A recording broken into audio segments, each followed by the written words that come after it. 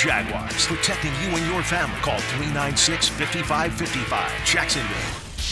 The Friday Night Lights have been shining all over the First Coast. This is the Southeast Orthopedic Specialist Friday Night Lights. Friday Night Lights. Brought to you by Duck Duck Rooter Plumbing, Septic and Air Conditioning, a proud partner of the Jacksonville Jaguars. Now it's time to break it all down. Here are your hosts, Hacker and Andrew Gibson. And a very good Friday evening to you, Jacksonville. It is the Friday Night Lights postgame. 1010XL, 92.5 FM with Andrew Gibson, the Hacker Ryan Green with you on a little bit early tonight. Bowls was a 6:30 kick at my alma mater. The Wolfson Wolfpack and the Bowls Bulldogs, absolutely no problem over Wolfson, getting a district win tonight, 49-0.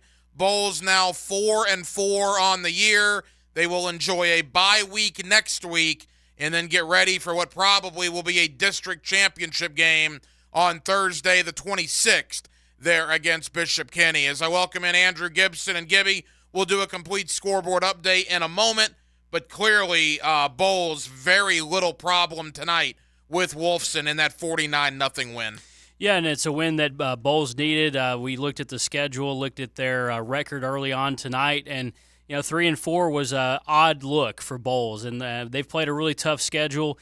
Defense has given them some trouble this year so far. I mean, going into this game, Bowls was averaging 33 points a game on offense, giving up 29 on defense. So that's been an area that they have to improve, and tonight was a good way in trying to progress on that. As you can imagine, being on this early, there are not a lot of games that have officially gone final yet, but here are the scores that we have. One game was played earlier this afternoon. Congratulations to the Bradford County Tornadoes and head coach Jamie Rogers. They were winners over True North down in Miami, 24-13. This was a battle of two 6-0 teams, and Bradford County goes down there and gets it done, 24-13. We're going to have Jamie Rogers on within the next 5 minutes, but what a nice win to go to 7-0 for Bradford County. Yeah, and that True North team is pretty good. I mean, they're 6-0, like you said, going into that game against Bradford. When I saw the score, I thought, wow, there's not too many teams that score 13-plus points on Bradford. And so I wondered about that team, how good they were, and it turns out 6-0, really good. All right, here's what we have. Games that are about to go final. Baldwin all over Westside, 35-6. That game is in the fourth quarter. The last score we had in the fourth quarter was Riverside 39-0 over Jackson. Baker County and Yulee, that is a de facto district championship game tonight. That is also the 1010XL game of the week. Our guy E.T. is down there at Baker County. And how about the Wildcats up 20-0 on Yulee right now as they get ready to start the third quarter. Gibby, I'm not surprised Baker County is winning that game, but I am a little surprised it's 20-0 going into the third. Yeah, Baker County at home. It's a huge atmosphere there. We had E.T. on the pregame show tonight, and he was just talking about how just tremendously festive it is over there at Baker County. We know, I mean, people that have done broadcasts, been over there before. We've done Bowls and Bishop Kenny games over there at Baker County. It is always a fun atmosphere. And I heard Coach Mays on with you this week with your show, and I believe he said it's homecoming also, so you got a district title game and homecoming. That's a huge night at Baker County. Yeah, one of the things that I love about Baker County is the bus ride over. The school is about a mile and a half from the stadium there, so they're like Clemson. They board up a bus, and they go a mile down the road with a police escort, fans on the side of the road cheering them on. So Baker County up 20-0 right now. Other scores that we have in, Menendez up 13-0 on Clay at the half. West Nassau 7-6 over Fernandina Beach at the half. Another big district matchup in St. Johns County. There's a couple of them. Ponte Vedra 14-6 over Tecoy Creek at the half. And Gibby, Bartram Trail 17-13 over Creekside at halftime. Yeah, and that's a series that Bartram Trail has dominated. You and I discussed that earlier tonight. 15-1, Bartram Trail against Creekside in that series. That's a series that Bartram has dominated, and they have the lead so far tonight. Yeah, the crazy thing, Creekside has one win over Bartram, and the year Creekside beat them, Creekside wasn't very good. Right. Creekside went like 3-7. The anomaly was they beat Bartram that one year. Lake City, Columbia, 14-6 over Middleburg at the half. Gainesville, Buchholz, and Oakleaf. That's a 20-3 score, Buchholz over Oakleaf. as Gainesville-Buchholz continues to roll that game at halftime. Man, Buchholz is really good. They always are. It's seemingly every single year you look up, and Buchholz has got a really good record. That's the district of death that we talk about. Oakleaf, under new leadership there with Coach Foy, and they're trying to get things going there. We talked to brand new with the Victorious head coaches under the Friday Night Lights. It's what we do, and it's what we've done for a very long time here on 1010XL and 92.5 FM. And let's get our first one on of the evening. This was a Friday afternoon game, but Bradford County gets it done over a team down in Miami in True North. Jamie Rogers, I'm sure, a very happy head coach on the ride home. Coach, congratulations on the win. Yes, sir. Thank you, guys. Yes, a lot of fun today. It kind of felt like a college game, 3:30 kick. We left yesterday and spent the night, so it was an opportunity these guys probably hadn't had very much, and they'll remember it forever. Coach, you were 6-0. They were 6-0. It's a good ball game. First off, how did this game come together with you guys making the trip to Miami? And then obviously a 24-13 game. They were certainly a very worthy opponent. Oh, yeah, absolutely. Well, it was somewhere in the middle of July, July 10th, July 11th, somewhere around that area. And I was sitting there with 8 football games. We had Toccoa Creek got moved to 4S. And moved out of our district, so week 8 was terribly hard to find that late in the game because it was a district week. And so we just started putting feelers out. And I had 8 games at the time, and then they put out a classified ad. We put out one, and then we kind of got together on it. And they needed a home game, and we had lost an away game. And I just thought it would have been it'd be a good experience for our guys in Stark. And I knew they were going to be pretty good. I looked back, they went, I think, 3 rounds deep in the playoffs last year. And they were bringing everybody back. So that's kind of how it happened.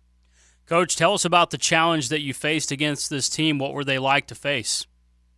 Oh, man, it was, it was really their quick game and the pass game was second to none that we've seen probably in the 2 years I've been here. The ball got out on time. Quarterback was really good, 6'2", 215 kid. I wish I had his name right now, but I spoke to his dad after the game.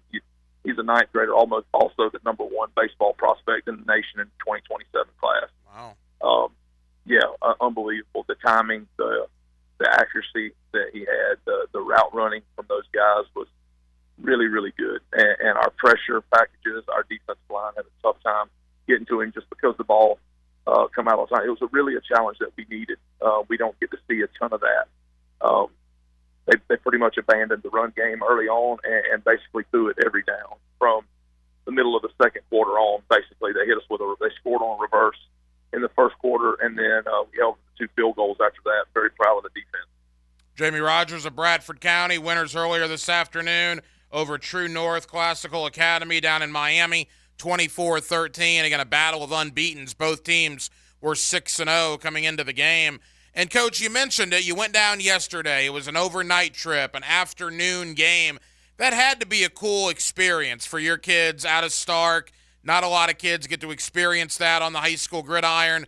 And I'm sure not only are you happy with the win, but the bonding and everything that went on that trip. Yep, that's what it was all about. Obviously, nobody loves to win as much as I do, and I'm really happy with the win and all those things. But what you just said was exactly what I wanted out of this trip.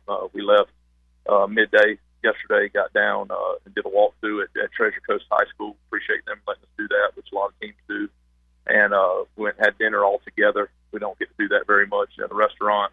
And, went to the hotel and stayed. And a lot of our kids won't get to experience that again for quite some time. And they were very well behaved. The proudest thing's probably how well mannered they were when we went into places and how they acted last night, and then how they took care of business today. Those things all make a coach very proud. Coach, tell us about some guys for your team that played well tonight. Oh, we had Dejon Shanks at quarterback. Was unbelievable today.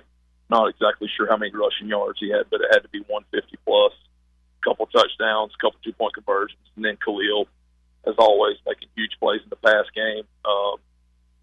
Probably 75 yards on 3 or 4 catches for a touchdown. And the Kaysen brothers, Jordan Kaysen and Jaquez Kaysen, both had huge, long third-down conversions on pass plays. So our offense really took care of us early on. We were trying to find it. We we fell behind twice today in the first quarter, 7-0 and 10-8, and that hasn't. We needed that adversity. We needed to see that. It hadn't happened very much this year, and I love the way they came back, and our defense played like they normally do. They hit us on a couple trick plays, which they drew up and executed them really well. So kudos to them for that. But just proud of all the guys. Final moments with Jamie Rogers, the head coach of Bradford County. Winners earlier today to improve to 7-0. Coach, as we wrap up, I mean, it seems like deja vu, right? We've kind of been here with you guys last year, right about the same time. You were 7-0. You guys were cooking. Compare, if you would, where you were 7 games in last year compared to where you are now. Differences, similarities, about the same. How would you assess that? Yeah, it's hard to to go back because we did lose a lot of talented guys off that team. We had 21 seniors last year, 10 or 11 that were 10, 11, 12 that were played a ton for us. But we were very fortunate to get some leads last year, and a bunch of these guys got to play early on and get some experience. I'll tell you what I think is the most different about this team. This team's pretty mature. We've got a lot of old kids. We got 17 or 18 seniors again this year, and a lot of those guys played. So many snaps last year. We're cutting down on the mistakes that we're making. I'm never going to take our aggressiveness away from our kids. That's what gives us our edge. But we're more disciplined. We're doing things better. We're cleaner in the operation, and that's probably what's a little bit different. Jamie Rogers of Bradford County, winners today. They are now 7-0 on the year. Safe travels home, Coach. Congratulations. Thank you, guys. Go Tornadoes. Bradford County, Gibby, rolling at 7-0. Yeah, and they played a really good team tonight. Sometimes you go down to the Miami area, Tampa, Orlando, wherever you might go, and you're not really sure what you're going to see. And that was a really good team that they beat tonight. They were 6-0 coming into it. Apparently, like you said, a really good quarterback that also is a two-way player playing baseball down in Miami as well. So it's a good win right there for Bradford. Will effort Matthew Toblin of Bowles. They were winners over Wolfson. That is why we are on at the hour that we are on. I think 17 years of the Friday Night Lights. I'm not sure how many times we've been on prior to 8:30 in the evening, but that's what you have now with Duval County public school games kicking off at 6:30. So we'll try Matthew Toblin here in a moment. Bradford County and Bowles, the two winners so far tonight. Other games going on right now. Bishop Snyder 29-6 over Eagles View in the second half. You got other games that are going on. Again, Trinity Christian and University Christian. That game is in the second quarter, Gibby, because that was a 7:30 kick. Trinity up 7-0 on UC, and that's a big game for University Christian. Losing to Providence earlier in the year, if they lose tonight, you start wondering a little bit about where they're going to sit in the postseason side of things. So even though it's a tough putt, University Christian needs to try to pull that one out tonight. Yeah, UC's in a spot where they do need to win. I mean, that Providence loss was it was an eye-opener for a lot of people. That was a huge win for Providence. You could make a strong argument that that's one of the best wins in Providence history for Coach Mo Williams there at Providence. To win that game against UC a couple weeks ago was a monumental upset here in Jacksonville. They hadn't beaten them in a long time, and so congratulations at that time for Coach Williams. But, going back to University Christian, yeah, Coach Penland and those guys, they know they've got to get going again. Bishop Kenny right now 28-14 at the half over Episcopal. That was 14-all in the second quarter. Bishop Kenny responding nice after that loss last week to Ponte Vedra. That's a game Bishop Kenny really needs to win tonight in the district. It is. Battle of Atlantic Boulevard, just a short trip down the road for Bishop Kenny. And, they have, typically owned that series against Episcopal. Bishop Kenny's won several here of late, and they need to win that one. If you're Bishop Kenny, they need to win that one. And on the Episcopal side, they're trying to win a rivalry game. That would be a kind of a feather in their cap type of win if they're able to get it. Palatka 21-7 right now over Keystone Heights in the second half. We mentioned Lake City, Columbia, 14-6 over Middleburg right now in the second half. Baker County and Yulee, again, 20-0 at halftime. Another score coming in, Fletcher right now, 28-10 over Inglewood in the second half. And we talked about this, Gibby, on your pregame show tonight. Fletcher started out 0-2. Marcellus Tate, their quarterback, got injured with an ankle early in the year. And it would have been very easy for Fletcher to say, woe is me. This is not our year. Things are not going our way. to Seatric Faison and that coaching staff's credit, they kept that team intact, kept that team focused, and now they are on the cusp of winning 6 games in a row and playing some of the best football in Northeast Florida. Yeah, Marcellus Tate, for those that don't know, a USF commit for Fletcher out there in Neptune Beach. And, his comeback and really the comeback that they had against Ed White was really impressive. Remember that? That was a really nice win for Fletcher. And, yeah, I mean, to keep the thing afloat while he was injured was really credit to Coach Seatric and his staff and the players as well to just rally around the guys that you've got. And now with him coming back and playing the way he's playing, it's really helped get them going in a good direction. Bartram Trail has added a touchdown. They now lead Creekside 24-13 in the third quarter. Boy, if you're Creekside, you got to wonder. Yeah. I mean, are you ever going to be able to beat Bartram? And the ironic part about that, Bartram had the same thing with St. Augustine. Remember, like the first 18 years of Bartram Trail's existence, they never beat St. Augustine. And they finally got over that hump, and now they're the bully because Creekside can seemingly never figure out Bartram, as Bartram is up 24-13. And maybe one of the surprises of the night, not the fact that they're going to win, Gibby, Riverside 47-0 over Jackson. A Jackson football team that felt pretty good about things coming in, winning 2 games in a row, yet Riverside having absolutely no problems tonight. Well, and think about this. I mean, Riverside also coming off of a win against Trinity Christian last week. I mean, that was a real kind of a statement win for Riverside. This is a team that's already in the playoffs, having won a district already. We say already. I mean, it's middle of October now. You're starting to figure things out in district play. But, yeah, Riverside is – Coach Nicholas, those guys are really playing well. Mandarin has added a touchdown. They lead Fleming Island 46-19. That's another one. Not surprised that Mandarin's going to win. They're up 27 on a decent Fleming Island team. Obviously, Mandarin putting it all together tonight. Yeah, Mandarin had that tough stretch there where they had to play Lake Mary, and they lost a couple of games that, they turned the football over several times, couldn't get their offense going for a couple of weeks there. But I think they've refound themselves. Fleming Island's kind of a head-scratcher. They've had a tough schedule. There's no doubt about that. But, they've had a tough time here of late. Fourth quarter game, Duval County coming down to the wire. Atlantic Coast 14-6 right now over Sandalwood in the fourth quarter. We will keep you updated. It is the Friday Night Lights postgame, the Southeast Orthopedic Specialist Friday Night Lights postgame. We are presented by Duck Duck Rooter, Plumbing, Septic Service, and Air Conditioning with Dylan Denmark and Andrew Gibson. The Hacker Ryan Green with you. Once these games start going final, we will line up some Victoria's head coaches again on a little bit early tonight, thanks to Bowles' absolutely dominating performance tonight, 49-0 over the Wolfson Wolfpack. We're glad you're with us under the Friday Night Lights, just getting started right here on 1010XL and 92.5 FM. Don't just watch the position, learn the position. Denny Thompson is the quarterback whisperer, and he knows. We invite you into the lab so that you can truly learn the quarterback position. Friday mornings on The Drill, brought to you by Tyson Sound and Security and George Moore Chevrolet. Here's Linda Beaver. Are you afraid to buy your next car? Well, have no fear because Beaver Toyota and Beaver Chevrolet offer Beaver's not-so-scary pricing. There's no monsters popping up in your rearview mirror with Beaver's peace of mind warranties. Check out thousands of vehicles for sale online and get answers to all your questions with no tricks and all the treats. I promise our team will take away all those fears. Just come see Beaver Toyota in St. Augustine or Beaver Chevrolet in Jacksonville for Beaver's not-so-scary pricing.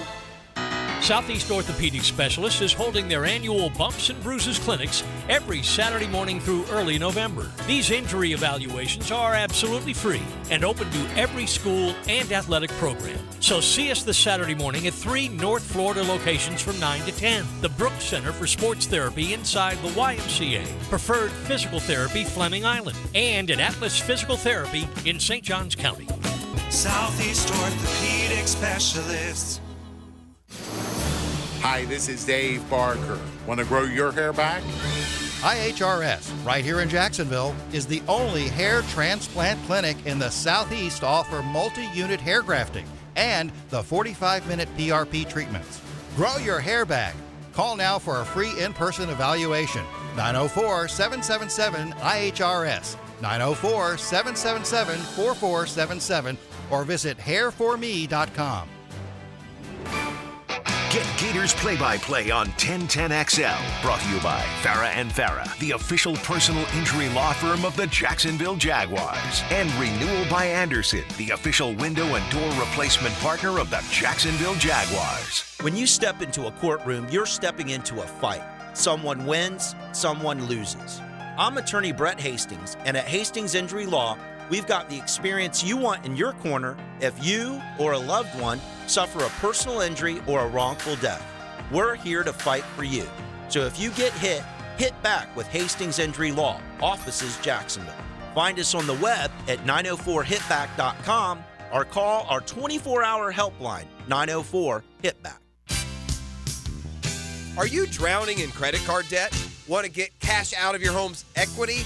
Loan Pronto can now do it in less than a week. Hey, it's Prosser here, and that's right. Loan Pronto's Equity Express line of credit just got even faster. You can get $50,000, $100,000, or even $200,000 in as little as 5 days. And you don't even have to touch your primary mortgage, so you can keep that 3% rate intact. Just get the money you need and pay off all those credit cards, or get that home improvement project started. With this revolutionary program, you can access up to 90% of your home's value, and in most cases, there's no appraisal. Stop paying insane interest rates to the credit card companies and get tens or even hundreds of thousands in cash in as little as 5 days. Call Loan Pronto now for the even faster Equity Express line. 904-999-1508. LoanPronto.com or 904-999-1508. That's 904-999-1508. Equal housing lender, NMLS 1661781, subject to lender approval. Rick Ballou for Carlson Dental. You know, I've been telling you this for quite some time because it's true. I hate going to the dentist, or at least I used to hate going to the dentist. I had total anxiety, and then I tried sedation, light sedation for cleaning and deep sedation as well for cavities and root canals. Folks, it's an incredible experience. So don't be nervous. Don't be scared. Go to CarlsonDentalGroup.com. That's CarlsonDentalGroup.com for all of your dental needs. A Tuesday night tradition in Duval. Helmets and heels. American women are seldom so straightforward. With Lauren, Taylor, and Mia. We won't answer to anyone. Driven by Tire Outlet. And presented by Underwood Jewelers. Tuesday nights at 6. On 1010XL. If you're looking for exterior solutions that provide you reliability and durability, it's time to call Armor Guard Exteriors. Whether you need seamless gutters or gutter protection, hurricane products, impact windows, glass lanais, or retractable awnings and screens, we've got you covered. Call My Home Team today for your 5-star experience at 904-906-8669. Armor Guard Exteriors, committed to quality, and that's a promise.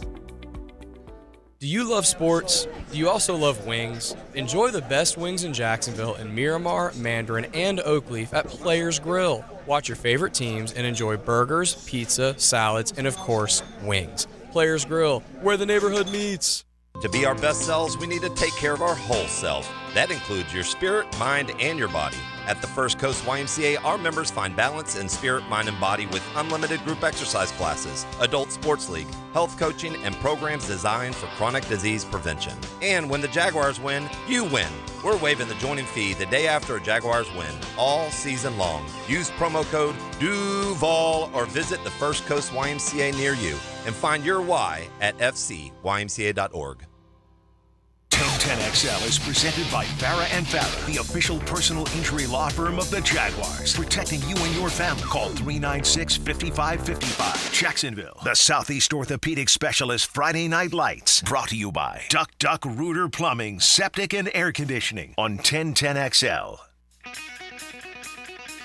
With Dylan Denmark and Andrew Gibson, the hacker Ryan Green with you under the Friday Night Lights. We'll do a complete scoreboard update in just a moment. A couple of finals already in. Bowles over Wolfson, 49-0. A district win for the Bulldogs tonight to get to 4-4 on the year. The Bradford County Tornadoes down in Miami defeat previously undefeated True North 24-13. The Duval County Public School games getting deep into the fourth quarter. Atlantic Coast, last check, 14-6 over Sandalwood. I would have to think Riverside and Jackson is on the verge of being over. We have Riverside 47-0 over Jackson. Likewise, Mandarin all over Fleming Island, 46-19. Palatka 28-7 over Keystone Heights. Games that are still in the third quarter. Bartram Trail has put a touchdown on the board. They lead Creekside 40-24. Ponte Vedra is still up on Tocoi Creek 14-6, as is Lake City Columbia on top of Middleburg 14-6. And we got Bishop Kenny on 92.5 FM 28-14 over Episcopal. Gibby, you've pulled a couple of clips from a couple former high school quarterbacks in the area, one being Mac Jones, we'll get to in a moment. But Carson Beck, the former Mandarin quarterback, obviously we talked about him under the Friday Night Lights for many years, including that state title run back in 2018. That seems like a long time ago.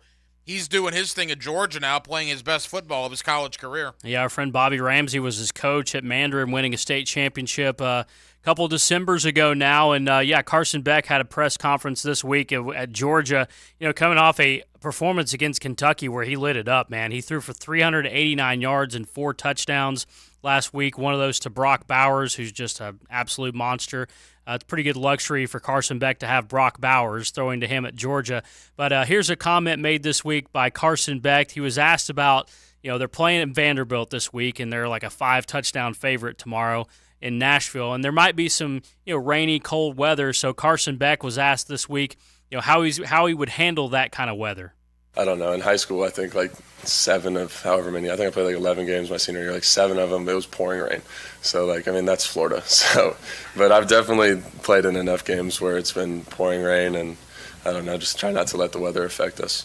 So Carson Beck, going back to his high school days, said 7 of his 11 games his senior year at Mandarin, it was like pouring rain, and he was able to get through that pretty well. Well, remember, there was a time where, every week was being interrupted by a tropical storm. Right. And that was during Carson Beck's senior year. And people forget, Carson won a state title at Mandarin his junior year, right? He came back for his senior year. The problem was all his wide receivers and his running backs departed. So even though Mandarin probably didn't live up to expectations after that state title run, they essentially lost most, if not all, of their skill position guys.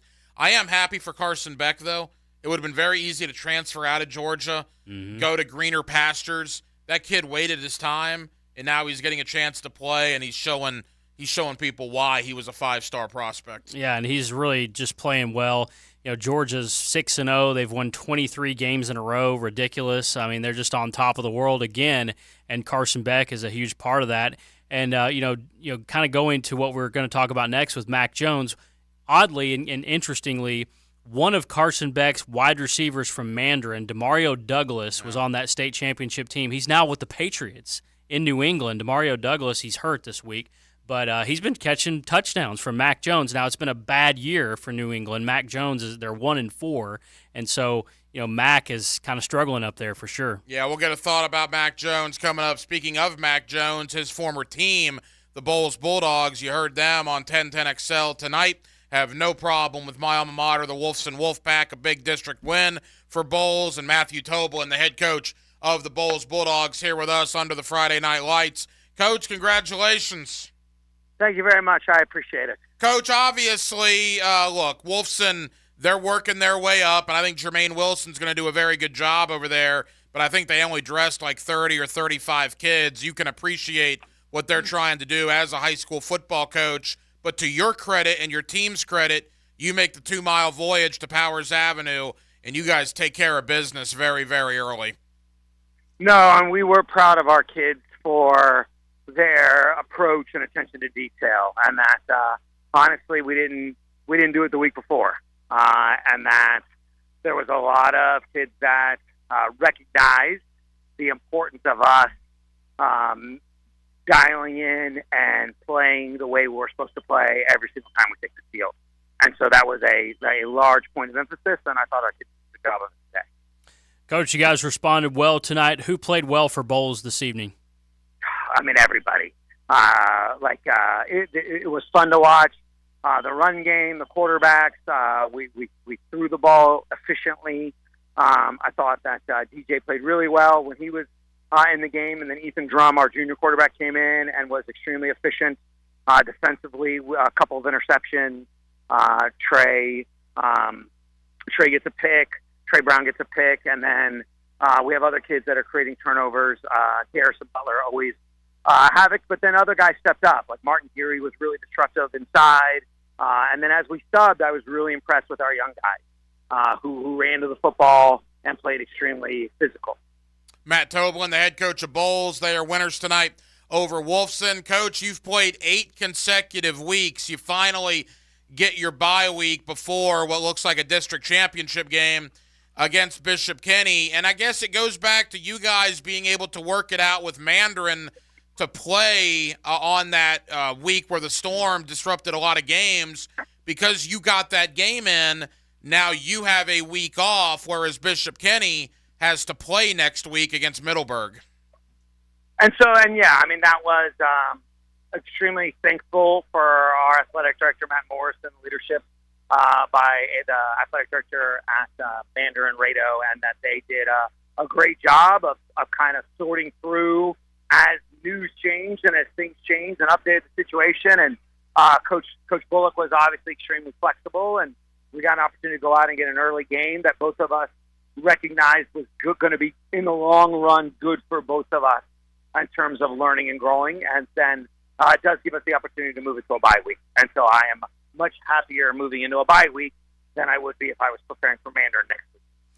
Coach, I've watched a little bit of just some of the video on DJ Moore. I haven't had a chance to go out and watch any of your games this year, but I mean, DJ it seems like he's able to get outside the pocket and make plays as a passer that way as well.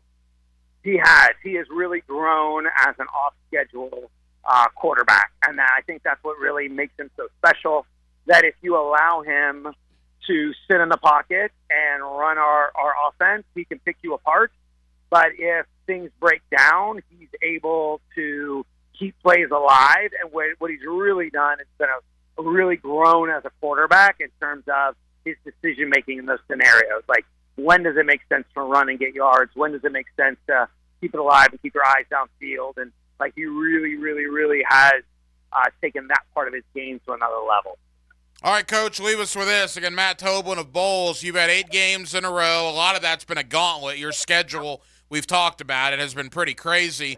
What do you use the bye week for? You got a big one against Bishop Kenny in 13 days. Is it about getting healthy? Is it about fine-tuning some things? How do you plan on using this bye week?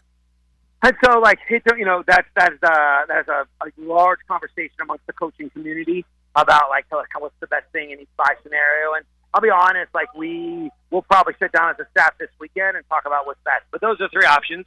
Like, hey, look, we need to back off and get healthy. We need to work on us and continue to fine-tune the offense and what we need. Or it's, hey, let's just start preparing for the next opponent. So all of those are on the table because Bishop Kenny is such a big game, and that game means so much to us in terms of districts, but also to our ability to do what we want to do come playoffs. I would think there'll be quite a few Bulls Bulldogs coaches in the Middleburg crowd next week watching Bishop Kenny take on Middleburg out there in Clay County. Coach, enjoy the bye week. Terrific win tonight, and we'll be talking to you in 13 days when a district championship is on the line. Thank you very much, guys. I appreciate it. Matt Toblin of Bowles. Gibby, look, I love Wolfson. I mean, we knew what was going to happen tonight. Jermaine Wilson's rebuilding that program. I think Tony said Wolfson had like 32 players tonight. Yeah. I mean, the reality is you knew what was going to happen when they play Bowles.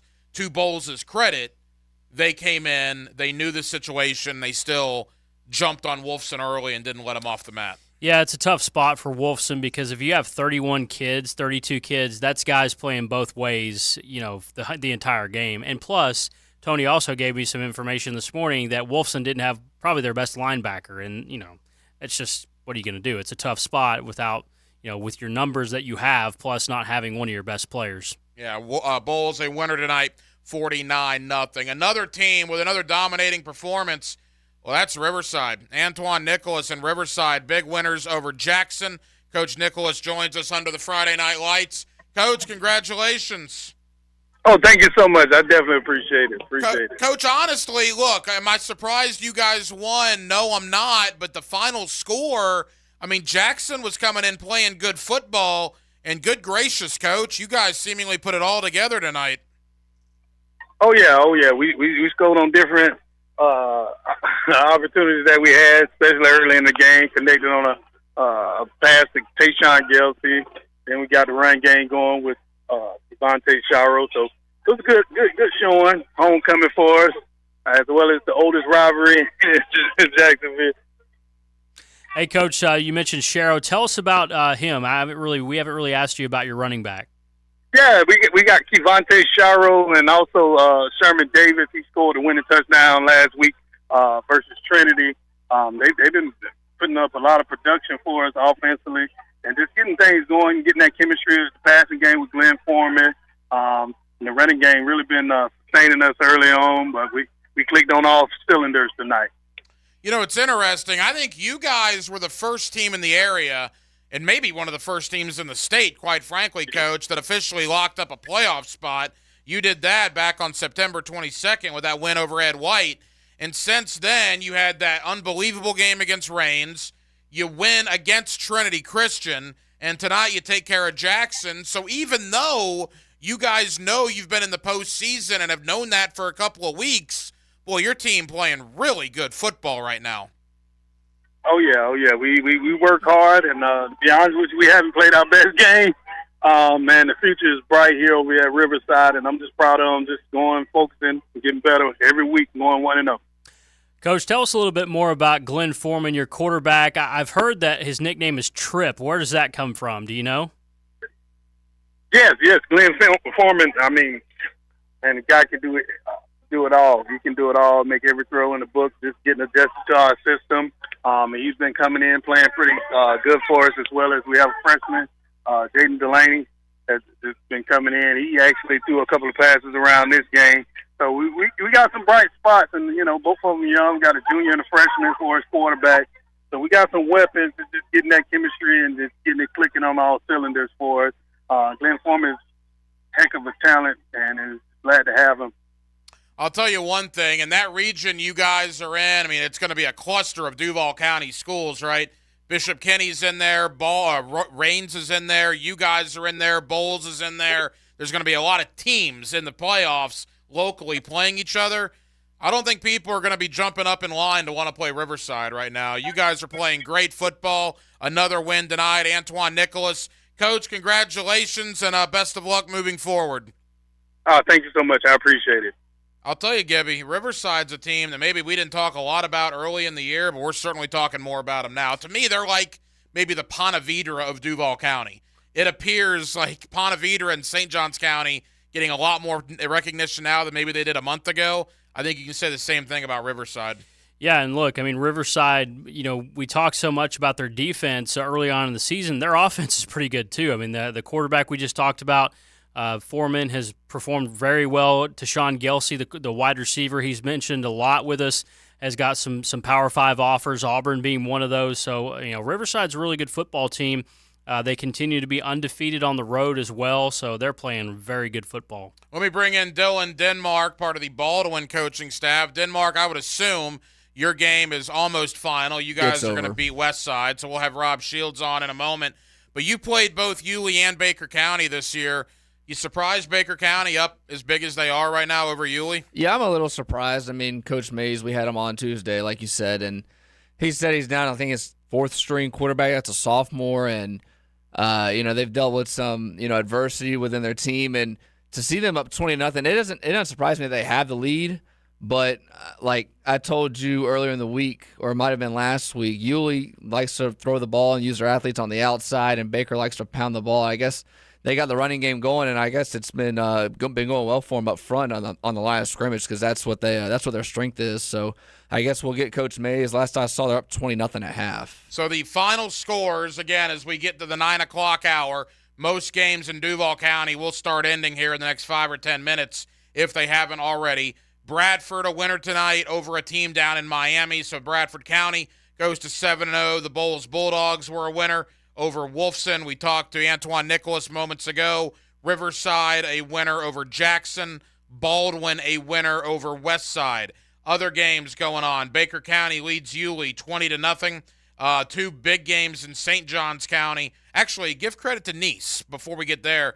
Nice up 34-24 on Flagler Palm Coast in a district matchup there. That would be a nice win for the Nice Panthers. But certainly the two big ones in St. Johns County, Bartram Trail and Creekside. The last score we had was Bartram up by a couple of scores in that one, and Ponte Vedra has pulled away from Tocoi Creek in the fourth quarter. Ponte Vedra 28-6. And again, Ponte Vedra, Gibby, that team is good. I mean, their one loss was by a field goal opening night to Bartram Trail, and since then, you could make the argument Ponte Vedra is a top 5, top 10 team in Northeast Florida. Oh, I'd put them right in the top 5. I mean, there's not many teams that are hotter than Ponte Vedra. St. Augustine would be at the very top. They're 6-0 and on a bye this week.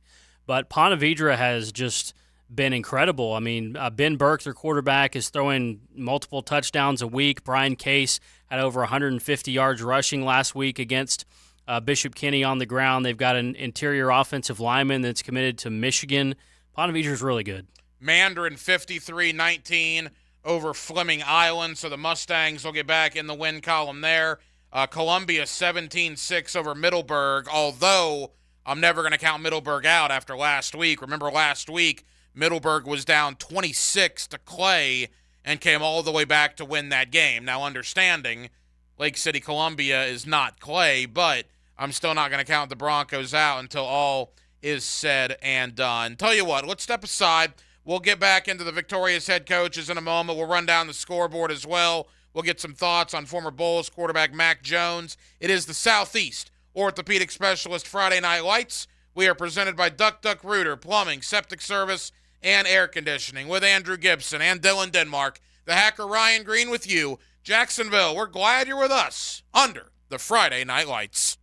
We knew it was going to be a dogfight. It was going to be a 4-quarter game. Looks, fires to the back of the end zone. Caught for the touchdown! Zay Jones! Things are beginning to kind of gel for them. Took all 3 phases. What an interception inside the 10-yard line! Crunch time. The offense had to go down and have a drive. He bursts out of there. Travis Etienne! Gonna put a nail in this thing! We just have to keep moving in the right direction. I feel like we're doing it as a team. Statement game. The next one could be even bigger. We're 5 in. We've got plenty of football ahead of us. The next one is a divisional opponent. The Indianapolis Colts, Sunday at 1 on the home of the Jaguars, 1010XL. Yep, I'm looking at the pages right now. Thomas's Translation Company just lost its only 2 Spanish speakers. Without the right replacements, he'll be in problemas. Yeah, we'll have those ready. Tonight's gonna be a late one. Indeed can help him hire great people fast. I need Indeed. Indeed you do. With Indeed Instant Match, we immediately show you quality candidates whose resumes on Indeed meet your sponsored job description. Visit Indeed.com/credit and get $75 towards your first sponsored job. Terms and conditions apply. Baloo for Shinatri Chiropractic. They've helped me get rid of my headaches and pain in my neck and back. Are you suffering from an auto accident? What about TMJ pain? Headaches associated with jaw clenching, grinding of the teeth, or stress-related disorders? Shinatri Chiropractic has a physical therapist on staff for rehabilitation, quality chiropractic care, dry needling, massage, and acupuncture. Call 743-6700 or go to ShinatriDC.com. Don't wait for tomorrow. Make the days count. Gatorade has carbs to fuel and electrolytes to help replenish, so you can count on the proven formula. Nothing beats Gatorade. Find it at your local Winn-Dixie. For the athletes who give everything, nothing beats Gatorade. The studied, tested, and proven fuel for the world's greatest athletes. Gatorade, proudly supporting high school sports on the First Coast. Here's your 1010XL First Coast Community Calendar. Your high school girls can join the Duval Tides girls rugby team. No tryouts and no experience necessary. Learn everything you need to know at Jack's HS Girls Rugby on Facebook and Instagram. The Knights of Columbus 5535 Annual Golf Tournament is November 6th at Glen Kernan Country Club. To find out how to play or sponsor, call 249-5535. The Walk in the Leukemia and Lymphoma Society Light the Night Walk on November 16th at UNF. Register at lightthenight.org. Canines for Warriors provides veterans with lifelong companions in one of their highly trained service dogs.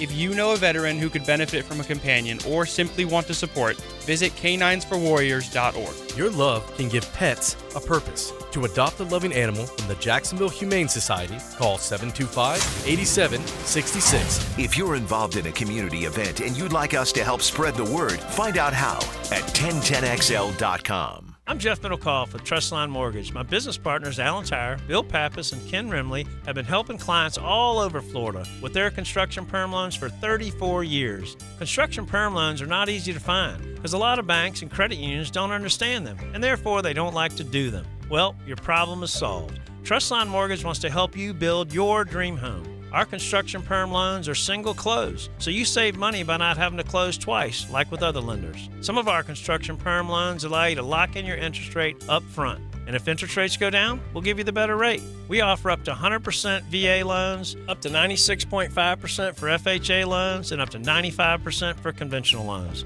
Call Trustline Mortgage today at 381-LOAN. That's 381-LOAN to find out how we can help you build your dream home. Or visit our website at trustlinemortgage.com. Trust your instincts and follow the line to Trustline Mortgage. Certain restrictions apply. See office for details. Trustline is an equal housing lender. MLS number 331480.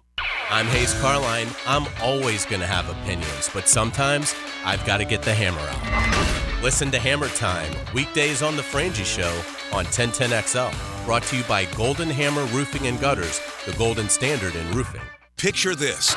It's a dark and stormy night, and your toilet is acting possessed. But fear not, for Duck Duck Rooter is here to exorcise those plumbing demons and banish them to the netherworld. So if you're facing a plumbing horror story straight out of a nightmare, summon the spectral expertise of Duck Duck Rooter. Call 904-862-6769 and bid those plumbing phantoms farewell.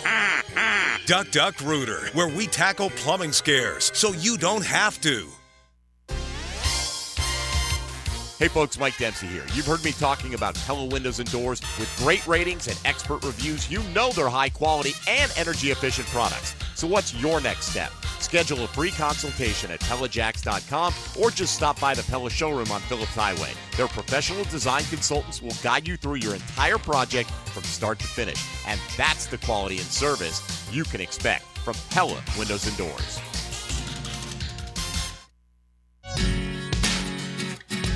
Are you ready for the ultimate happy hour experience?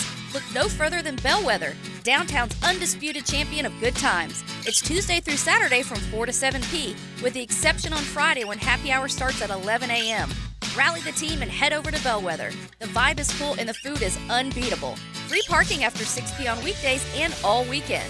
Bellwether Restaurant, where great food and the best happy hour in town come together for an epic win. 1010XL is presented by Farah and Farah, the official personal injury law firm of the Jaguars, protecting you and your family. Call 396-5555, Jacksonville. For the athletes who give everything, nothing beats Gatorade, the proven fuel of high school athletes, and proud sponsor of the High School Half Hour. Under the Friday Night Lights with Andrew Gibson and Dylan Denmark, the hacker Ryan Green with you. Already been on 45 minutes, thanks to Bulls' running clock victory over Wolfson. But, look, final scores are beginning to roll in. Bradford County was a winner, 24-13. Bulls, 49-0 over Wolfson. How about West Nassau, 7-6 winner over Fernandina Beach. In fact, Gunnar Cox, I believe, let's take you inside the business here.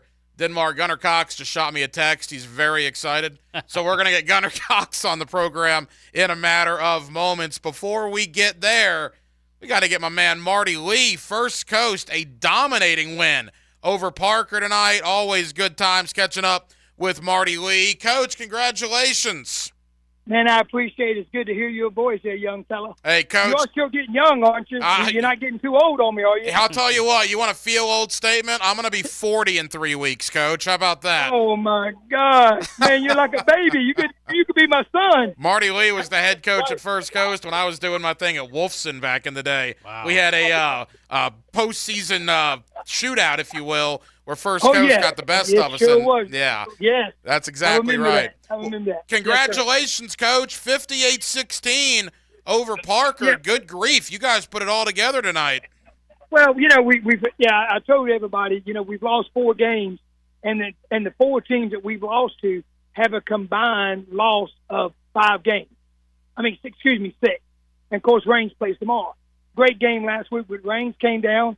I told somebody we won 47 of the 48 minutes, so we didn't close the game. We started a little sluggish tonight.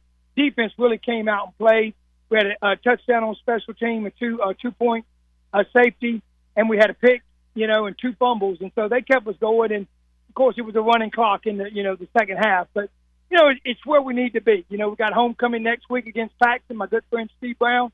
And then what we've been waiting for all year, we got those beach rats coming over here to the north side. I love my man Joe Paul. I love Seattle when he worked with me. It's going to be a great shootout for the district championship. Hey, Coach, always great to catch up with you. Tell us about your quarterback, Rodney Tisdale. I know he's committed to Western Kentucky. Tell us about his game. Rodney is just an outstanding leader that we have on our team. I think he's thrown for an average of 3.5, almost 4 touchdowns a game. We're averaging 30 points. And, when he gets rolling, when he gets to spinning that football, we can play with anybody in town. And we've showed that. We're averaging, before coming in tonight, almost 29 points a game. And, again, the good competition, as the old saying goes, iron sharpens iron, and that's what we're trying to do. We're trying to just get better. Coach, you guys have been close a lot this year, and I know that doesn't mean a whole lot to most people, but you had to see that a performance like this was coming because there's been a lot of games. I mean, heck, rain's in the graveyard.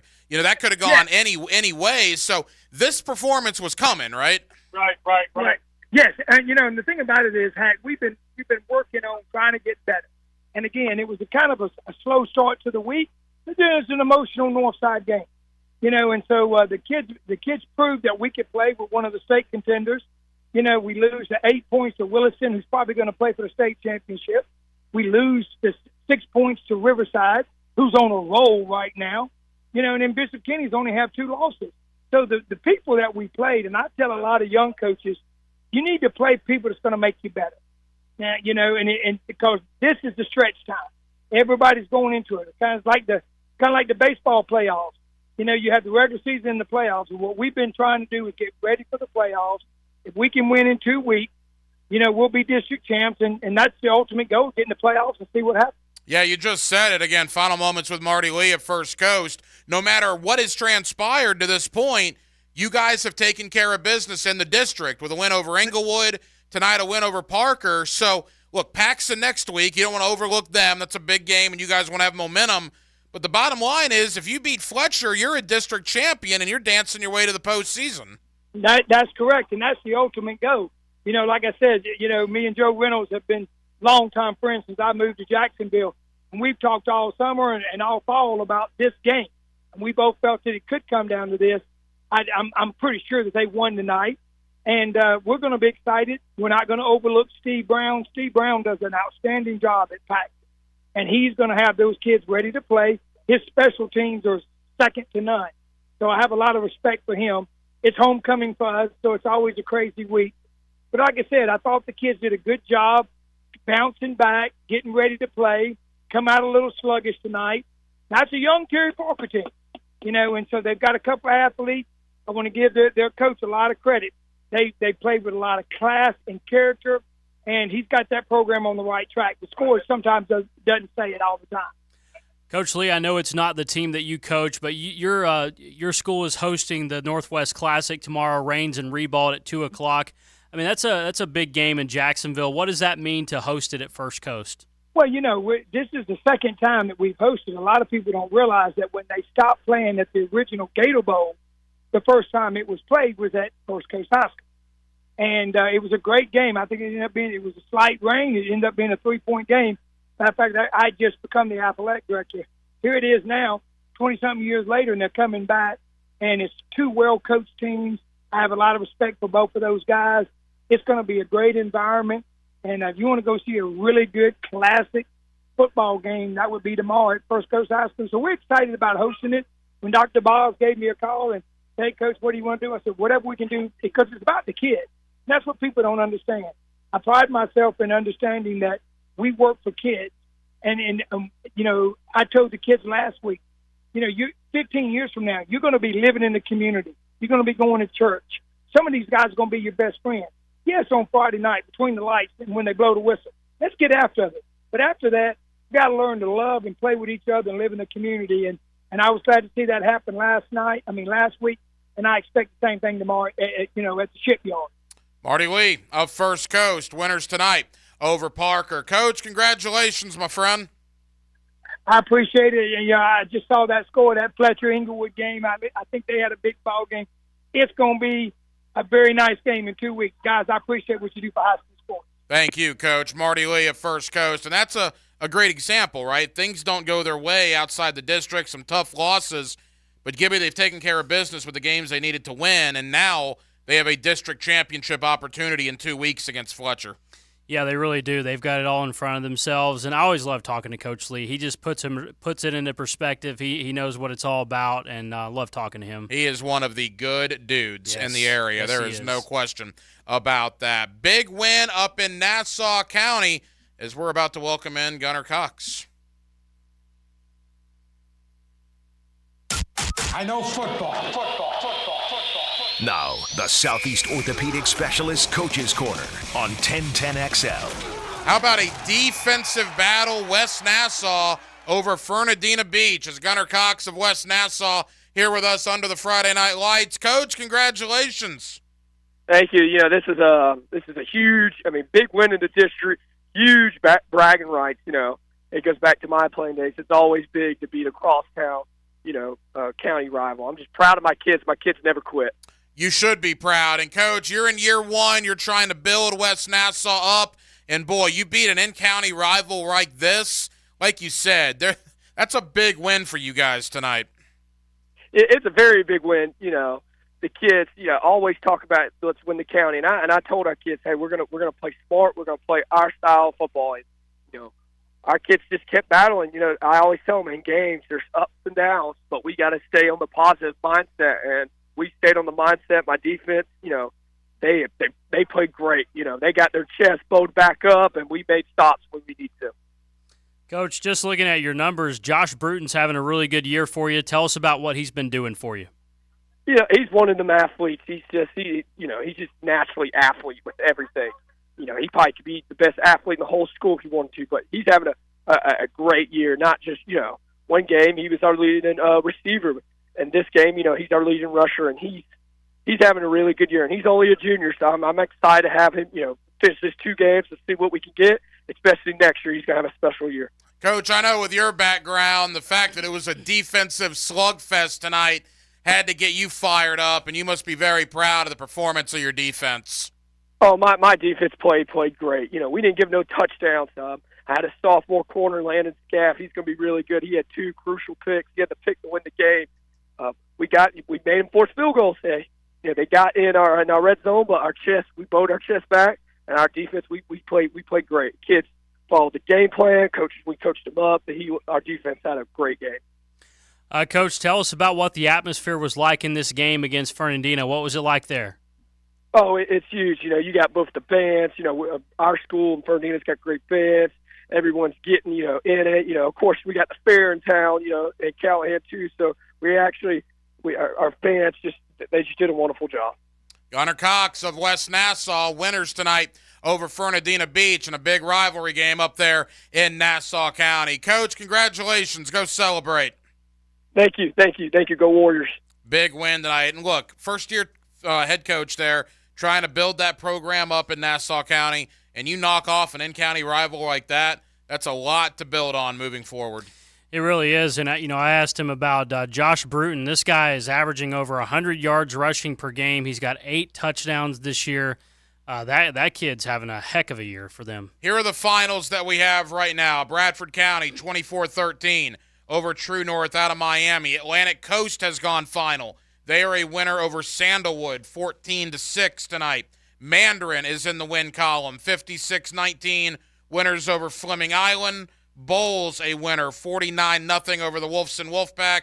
Lake City Columbia has defeated Middleburg, 17-6. Low-scoring battle between Lake City Columbia and Middleburg. But give it up to the Columbia Tigers and head coach Brian Allen. That's back-to-back weeks. They beat Bowles, and now they beat Middleburg. Yeah, they've found something really special so far, getting toward the middle part of the season. That was a really close game they played against Bowles. Bowles had a lead there for a while last week, and Columbia able to come back and win that one. But another good win over a team that we saw last week, how dangerous Middleburg is, coming back from 33-7 down to beat Clay just last week. We just mentioned West Nassau, a winner over Fernandina Beach. Games that have yet to go final In the third quarter, we have Trinity Christian 14-0 over University Christian. Nice 40-24 over Flagler Palm Coast. In the fourth quarter, Menendez 13-7 over Clay. In the fourth quarter, Gainesville Buchholz, good heavens, 38-3 over Oakleaf. That Buchholz team is an absolute machine right now. Ponte Vedra 35-6 over Toccoa Creek. And the score we have in the fourth quarter, Bartram Trail 31-19 over Creekside. With that, let's head out to Baldwin. They got a big win tonight over Westside. And let's bring in Coach Shields of Baldwin, who's with us under the Friday Night Lights. Coach, congratulations. Thanks, Hacker. Good to be on. Hey, Coach, thank you for the time. And all right, last week, unfortunate loss, defensive battle, could have gone either way. But your guys really responded tonight and come back with a big victory. Yeah, we've been struggling offensively. Defense been playing pretty good all year. Had a little bit of an injury bug, but nobody cares about that. But, beat a West Side 42-6 and had a running clock, I think, for the first time all year. So it was nice to get a win, I'll be honest with you. Coach, tell us how the game went tonight, this victory for you. We basically just lined up in our double tight, and Deshaun Jacobs, I think, had 5 touchdowns and over 250 yards rushing.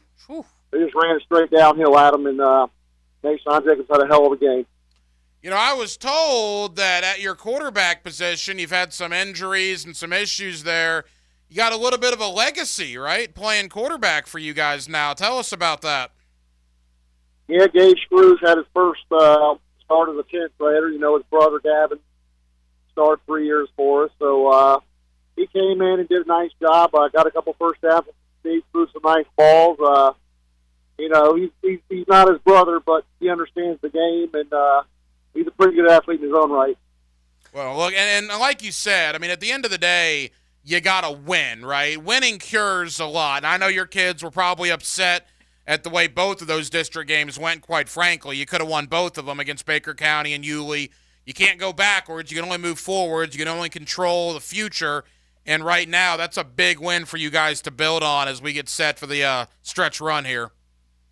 Oh, definitely. We needed it. The kids have been playing as hard as I can ask for them. The effort's never an issue for our team. It's just haven't making enough plays. So it was nice to take care of business tonight. I promise you that. Coach, I've got to ask you again just to make sure I got this correct. Your running back, Deshaun Jacobs, had 5 touchdowns and 250 yards tonight? Yeah, he was a man. So he had a hell of a game. That's correct. Well, I'll go ahead and give you a little teaser. He might be our Gatorade Player of the Week. There's no question about that. Coach, leave us with this. I'm sure you've heard by now, West Nassau, Wobby with an upset win tonight. They beat Fernandina Beach. You get West Nassau next week. That'll be a good game. Yep, I think they're on a 2-game winning streak. Got to go to their place. It's a hostile environment. It'll be fun. They're well coached. They're physical. It's going to be a physical game. Probably going to be low scoring. Just looking at our scores and their scores. So I'm sure it'll be hard hitting, and probably a team that can run the ball the best. You probably win it. Rob Shields of Baldwin, winners tonight over West Side. Coach, congratulations. Thank you, Hacker. Always a pleasure calling in. Denmark, that's a big win for you guys. And now you play West Nassau next week.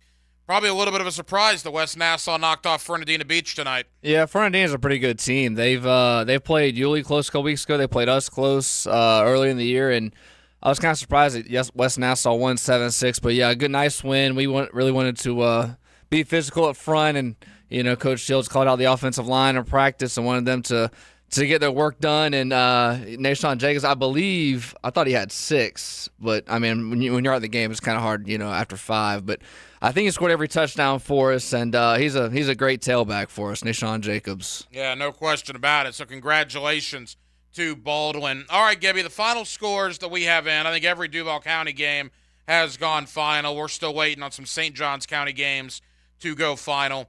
Atlantic Coast over Sandalwood, Mandarin over Fleming Island, Bowles over Wolfson. You had, obviously, Riverside over Jackson. What really sticks out to you here as most of the Duval County schools have gone final? Well, I heard that Tiant Weish, the running back at Mandarin, has also had a really good game tonight, so we'll have to check on the numbers he had this evening for the Mustangs of Mandarin. But, yeah, I think you look at some of these scores that we've got. I'm really impressed by what Fletcher's done. I mean, Fletcher, 28-10, the last score I saw at halftime against Inglewood, if that's correct. But, Fletcher, ever since they got Tate back, their quarterback, they're rolling. I mean, Seatric's got those guys playing really good football. Yeah, Fletcher has won 6 games in a row. They will have a district championship game 2 weeks from tonight against First Coast. Last score we had out at Bartram Trail was Bartram Trail 31-19 over Creekside. Ponte Vedra 35-6 over Tocoi Creek as Ponte Vedra continues to play very good football. And again, Gainesville-Buchholz, we saw what they did to Creekside earlier in the year. Oakleaf is a good football team, and Buchholz is up 38-3. Buchholz is a machine right now, and they got to be one of the favorites in that district, and 4S, I guess it would be, in the entire region to win a state championship. With all that being said, it is the Southeast Orthopedic Specialist Friday Night Lights, and it would not be the Friday Night Lights without the good doctor, Kevin Murphy of Southeast Orthopedic Specialist, who is with us every week here on 1010XL. Dr. Murphy, how are you, sir? Good. Hacker, how are you? Doc, we're good. Thank you for the time. And all right, we got to get into some things as far as the injuries, but you being a St. Johns County guy, and we ask you this pretty much every week, boy, Ponte Vedra playing great football. Bartram Trail and Creekside playing great football. St. Augustine may be the best team in Northeast Florida, Doc. St. Johns County always has good high school football, but it might be better than it's ever been here in 2023. Yeah, it's crazy. They've split up into so many schools, and the talent here is just spread out, and they're all good schools, all good teams, and there's so much talent here. It's amazing that they can spread it out and into multiple teams to be doing so well. And Beachside is new to the party, right? Only their second year, but they're like 6-1 or 7-1. So yeah, they don't hold some good players. Yeah, they don't hold a candle to anybody there in St. Johns County. All right, the good doctor Kevin Murphy, Southeast Orthopedic Specialist, the Bump and Bruise Clinics tomorrow, which we will get into. Doc, DeJuan Smoot of the Jaguars looks like he will make his season debut on Sunday. He had an Achilles injury a little bit before Christmas last year. He's gone through all the rehab. I know we've asked you this about other players around the NFL, but now it's here in Jacksonville. 10 months removed for an Achilles for a defensive lineman. Pitch count for DeJuan Smoot on Sunday? How careful do the Jaguars have to be if he sees his first action? Yeah, I'm not a big pitch count guy. I think if, as a physician, you're either good or you're not good. If you're good, you're full speed, you go all in all the time. So if they release him medically, he's good to go. If you don't release him, you don't release him. He's either good or he's not good. So he should be good to go 100%, all the reps right now. If he's released, he's cleared, he's good to go, and I think that's where he is. Doc, always great to talk to you. I've got a question about ankle injuries. We've seen this week a couple of examples of a high ankle sprain and a low ankle sprain. Travis Kelce from the Chiefs didn't really affect him too much last night. He had a low ankle sprain last week. Austin Eckler, Saquon Barkley, a couple of running backs in the NFL have high ankle sprains. What's the difference between those? So the low ankle is basically the ligaments in the true ankle joint, which is where the tibia, fibula meets the, I hate to get too technical, but the talus, the ankle joint. It's the actual ankle joint. The high ankle is more up in the a couple of centimeters and inches up above the ankle joint itself, where the ankle bends, and that extends up into the ligaments that go between the tibia and the fibula, two bones and the lower leg.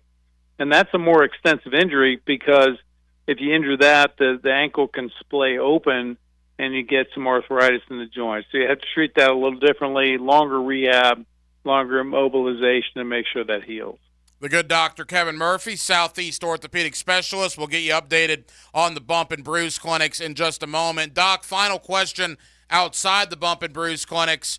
Maybe some good news for the Jaguars regarding Zay Jones and Walker Little. We were told this week that the MRIs were, quote, clean, which I assume that's good. Neither guy was put on IR. And when it comes to Walker Little, reports out of a sprained MCL. Doc, take us through that. Obviously not a tear, which is great, but what about a sprain of one of those ligaments? What's the thought there? Yeah, so an MCL is a very common injury in linemen. They get banged around, pushed around. The inside ligament of the knee, it's when you get it's pushed to the inside and you injure that ligament. Partial tear is a grade 1, is great. That heals fine without having to have surgery. You brace it for 2-3 weeks, and you're off and running. So he should be fine. But all those linemen should wear braces on both knees to prevent that kind of injury. But he should be good to go. That shouldn't be a long-term problem for him. And yeah, you're banging around in there, and again, Little got moved inside to guard, and he was kind of caught up in the wash last week, and it happens in the National Football League. Well, that's good news. All right, Doc, the Bump and Bruise Clinics obviously open for business tomorrow, 9 o'clock to 10 o'clock. Brooks YMCA on the south side, Preferred Physical Therapy there in Fleming Island, and Atlas Physical Therapy on 210. If you got injured this evening, if you're a coach or a parent driving around and your son got injured this evening, or if there's a nagging injury that you've been dealing with for the last couple of days, don't wait till school on Monday. Go see the good Dr. Kevin Murphy and his colleagues tomorrow morning.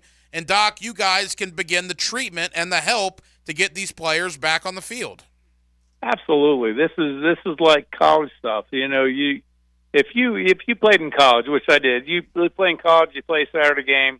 If you show up Monday to practice and you hadn't been with an injury and you say, hey, my ankle hurts, and you hadn't been in the training room on Sunday getting treatment, the coaches would be unhappy with you.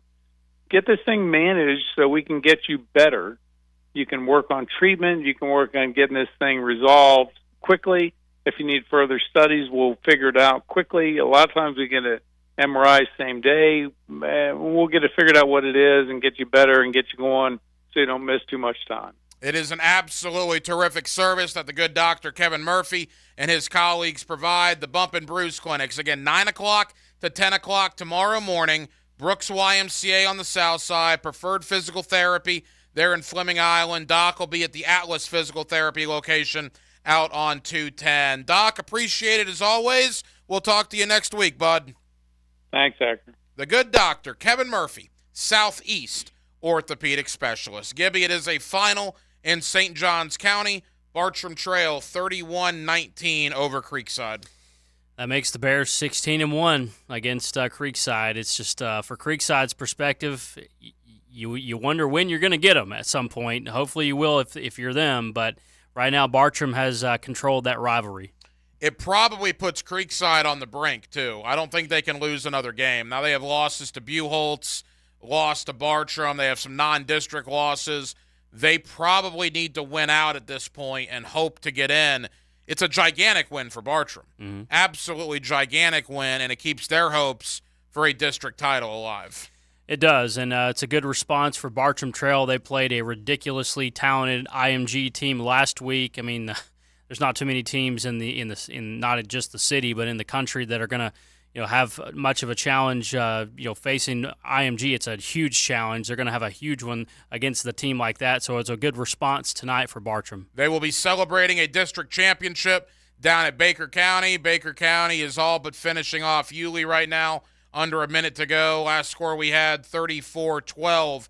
What a response by Baker County. Their season did not get off to the start that they wanted. They lost some tough, hard-fought games. They lost a game due to the storm.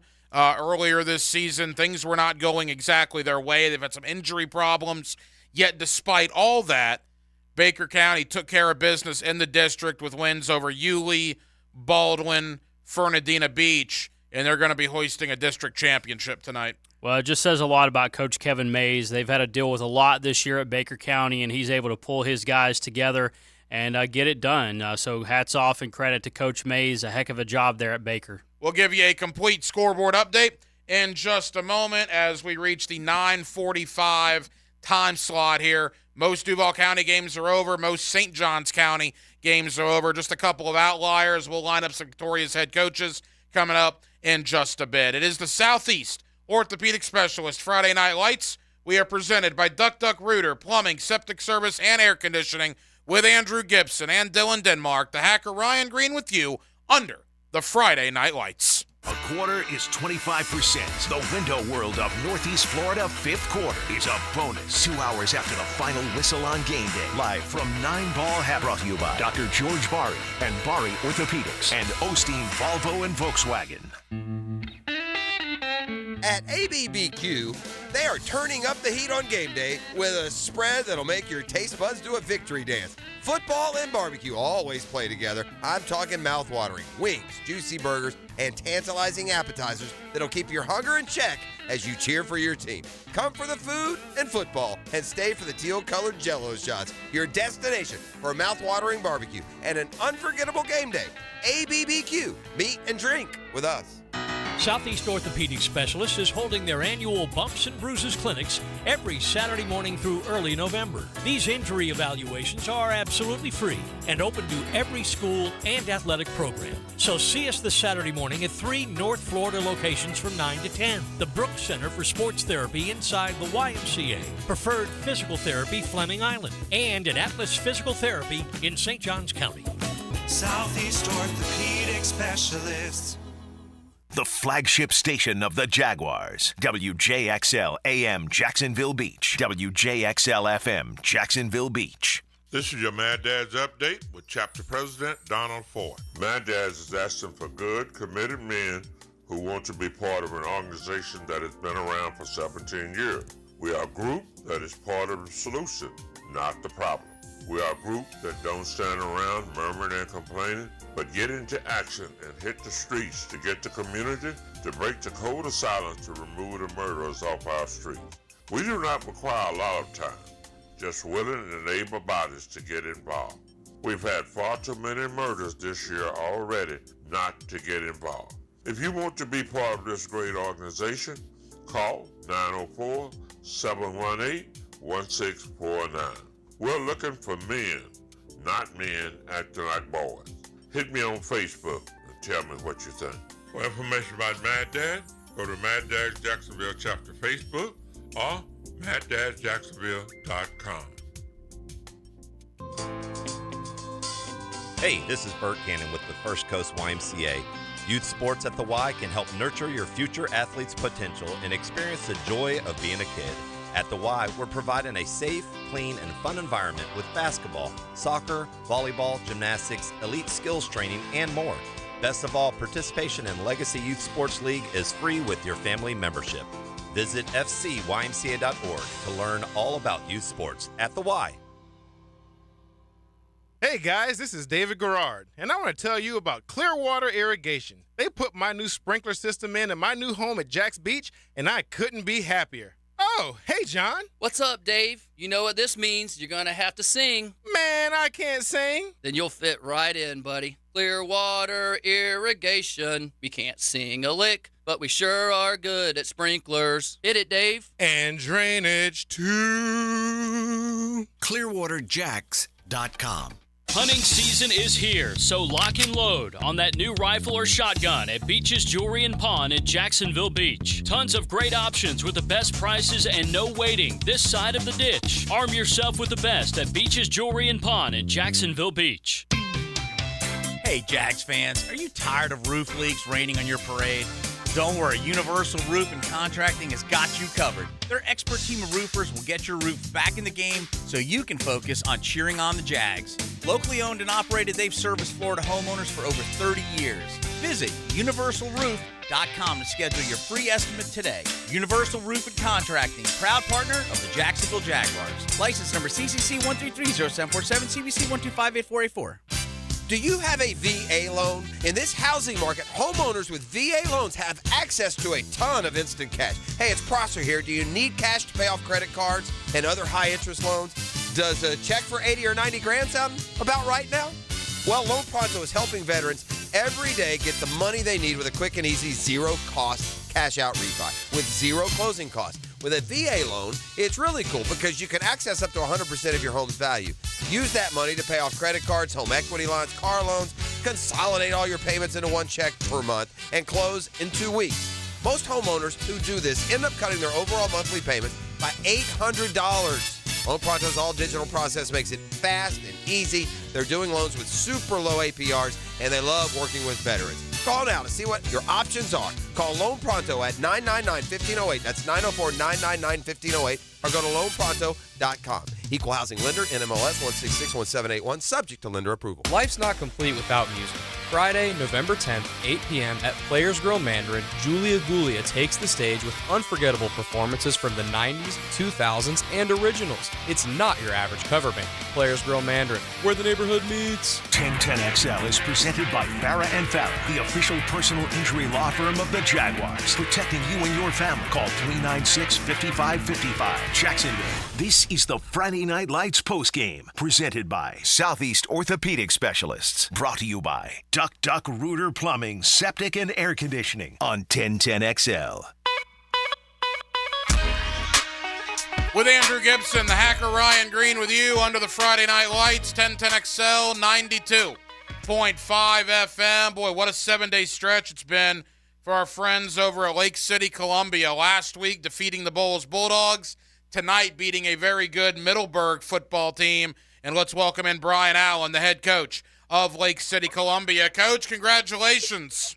Hey, Ryan. Appreciate it, man. Hey, Coach, thank you as always. And, boy, 2 games, 7 days, a win over Bowles, a win over Middleburg. You must be very, very pleased. Yeah, man, definitely proud of my group, staff.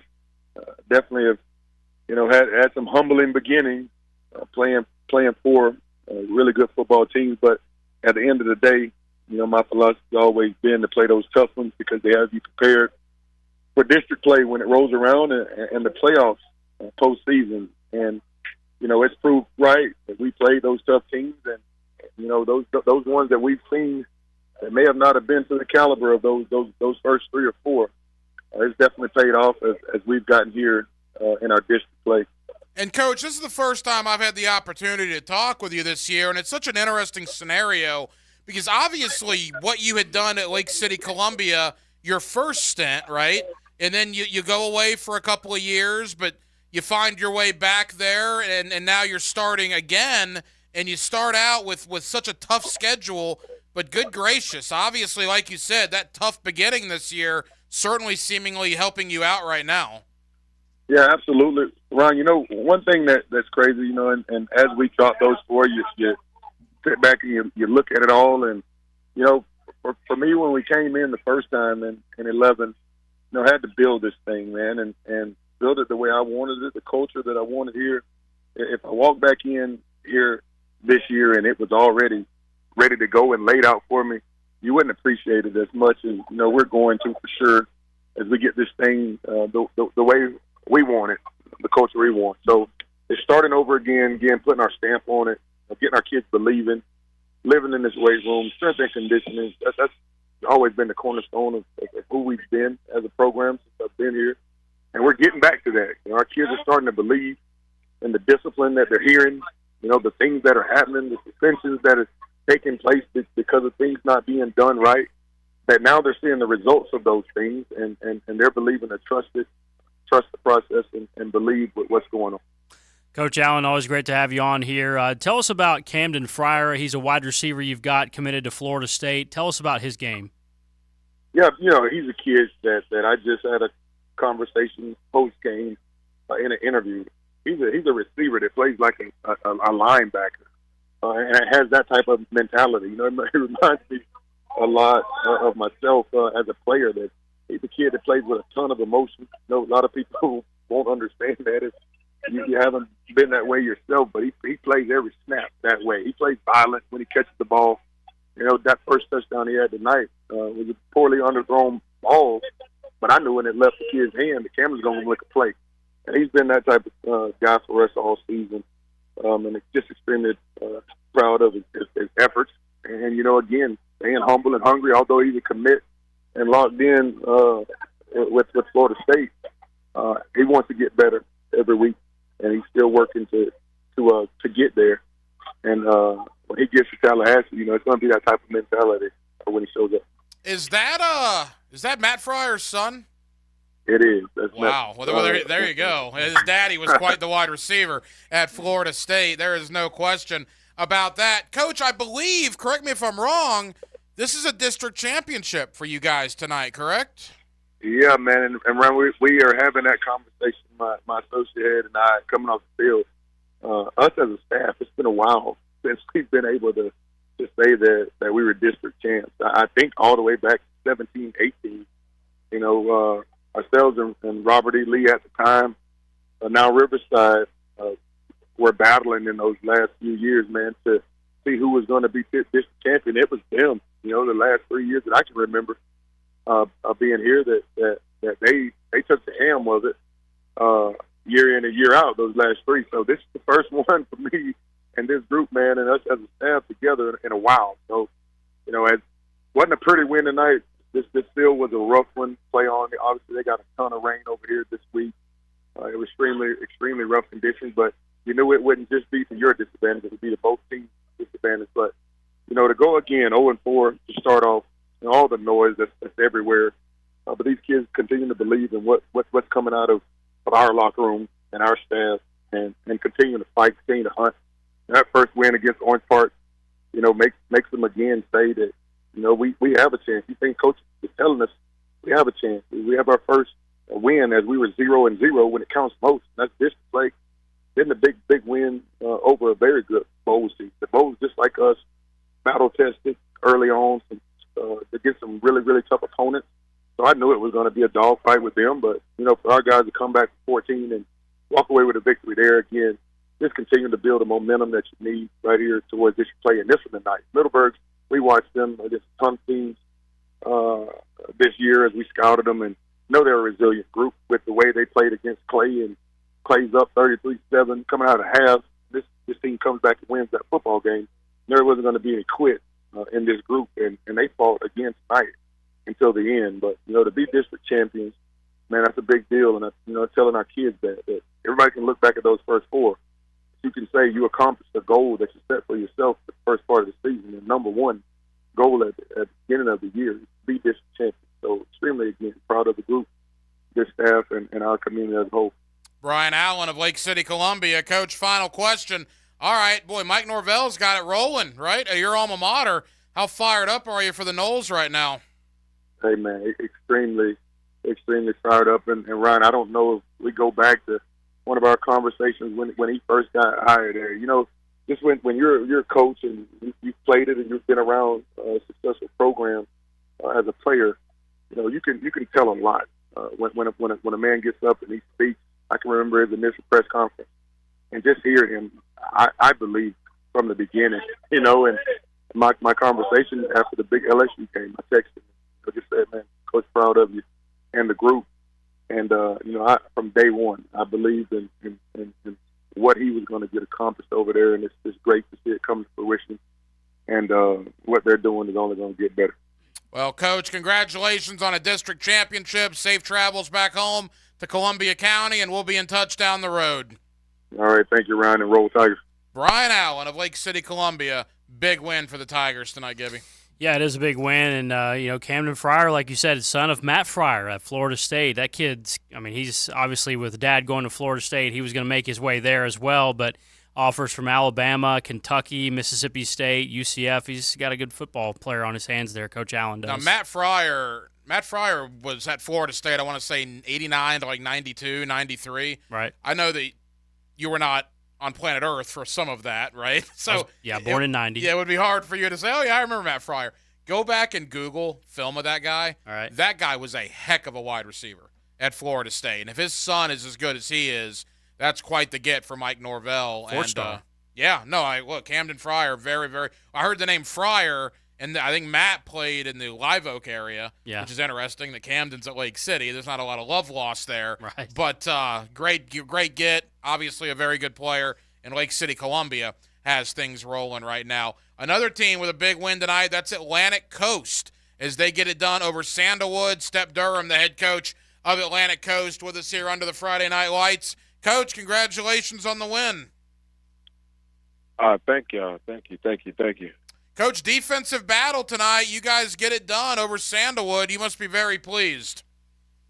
Very pleased. We're unfortunate to be in some situation. Our starting quarterback got a little rung up, and we had a freshman able to will the game for us, and special teams and young guys stepping up for us, which is very promising for us. So,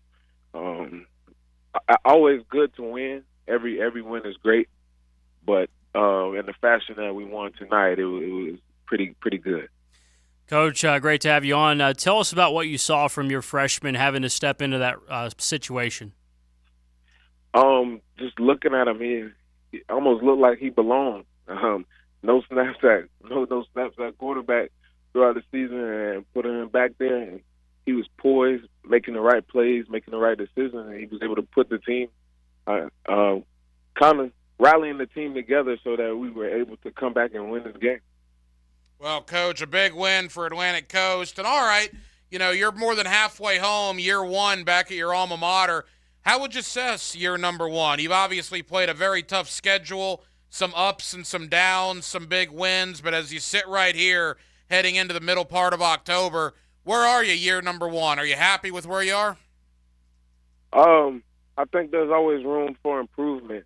One thing about me, I don't think I'm ever satisfied. I feel like we could do better, and that's up to the coaching staff to make these kids and prep these kids up for them to be able to do what they need to do if they're put in situations. So I feel like we could definitely be better. I know some of the kids are excited because going 1-10 is never good, but kids winning games and being able to trust their coaches, I think that's always a great thing to see. Well, and look, you and I won't give you, I know you're a humble guy, but you turned around Wolfson in 1 year. I mean, Wolfson doesn't go 5-5, and you had Wolfson at 5-5, including that win over Englewood. So you're accustomed to rebuilding programs. So when you get to Atlantic Coast, I mean, did you think of it kind of as a Wolfson mindset? I mean, obviously a much bigger team, a much bigger roster, but kind of the same idea, right, to rebuild a public school program. Yes, it's all rebuilding and getting the right culture into the school. Got to know what you're getting yourself into, and just getting that winning mentality and having the kids be able to listen to what you're trying to teach them and having them believe. I mean, because if there was no belief tonight, we lose that game easily. And the good thing about it is I think we're getting our kids to believe, and that's the good thing about what we got going on over here. Coach, was it Sean Speed who was injured tonight? Yes. How's he doing? He's doing good. He's doing good. Just preventative measures. Making sure his safety is good. Well, Coach, congratulations, Atlantic Coast, a winner tonight over Sandalwood. That'll be fun next week against Rains, as Atlantic Coast and Rains next Friday. Coach, congratulations. Yes, sir. Thank you. I appreciate y'all. Step Durham of Atlantic Coast. And look, that guy rebuilt my alma mater in 1 year to 5-5. He's going to do a terrific job at his alma mater. Now, what we haven't talked a lot about, they're in the district now with Mandarin and Sandalwood. They got moved up. So it's a new ball game for Atlantic Coast, and it's going to take some time. But this is their first district win in 4M, in the main, metro, the big boy metro division. So congrats to Atlantic Coast on a win that they'll probably remember for a long time. Yeah, and it's good to hear that Sean Speed, the quarterback, is doing okay, and Coach said they took him out for preventative measures. And I've heard his name a lot. Denny Thompson has mentioned Sean Speed at Atlantic Coast, and he's a 2024 guy. I don't see that he's committed yet anywhere. I could be missing it. But, hopefully he'll be okay going forward. Baker County is officially a district champion. Kevin Mays just texted me. He's 5 minutes away from the school. When he gets back, we will have him on as they're celebrating a little bit out at Baker County, 32-14. And I thought, you're on your way back to the school. Yeah, it's a 1.5 miles from the stadium to the school. And I bet that's a very happy 1.5 mile bus ride home as Baker County, what did they say, their 13th district title in school history. Well, you had Coach Mays on this week, and he said they wanted to win their 13th on Friday the 13th. And that was kind of the message to the team, and they got it done. Let's talk to a man that has now won 6 ball games in a row. The Fletcher Senators stay hot as they beat Inglewood tonight. Seatric Faison with us here under the Friday Night Lights. Coach, congratulations. Thank you. I appreciate it, and thanks for having me. Hey, Coach, thank you as always, my friend. And all right, we've had you on basically every Friday. Well, you guys are rolling now, Coach, from 0-2 to 6-2.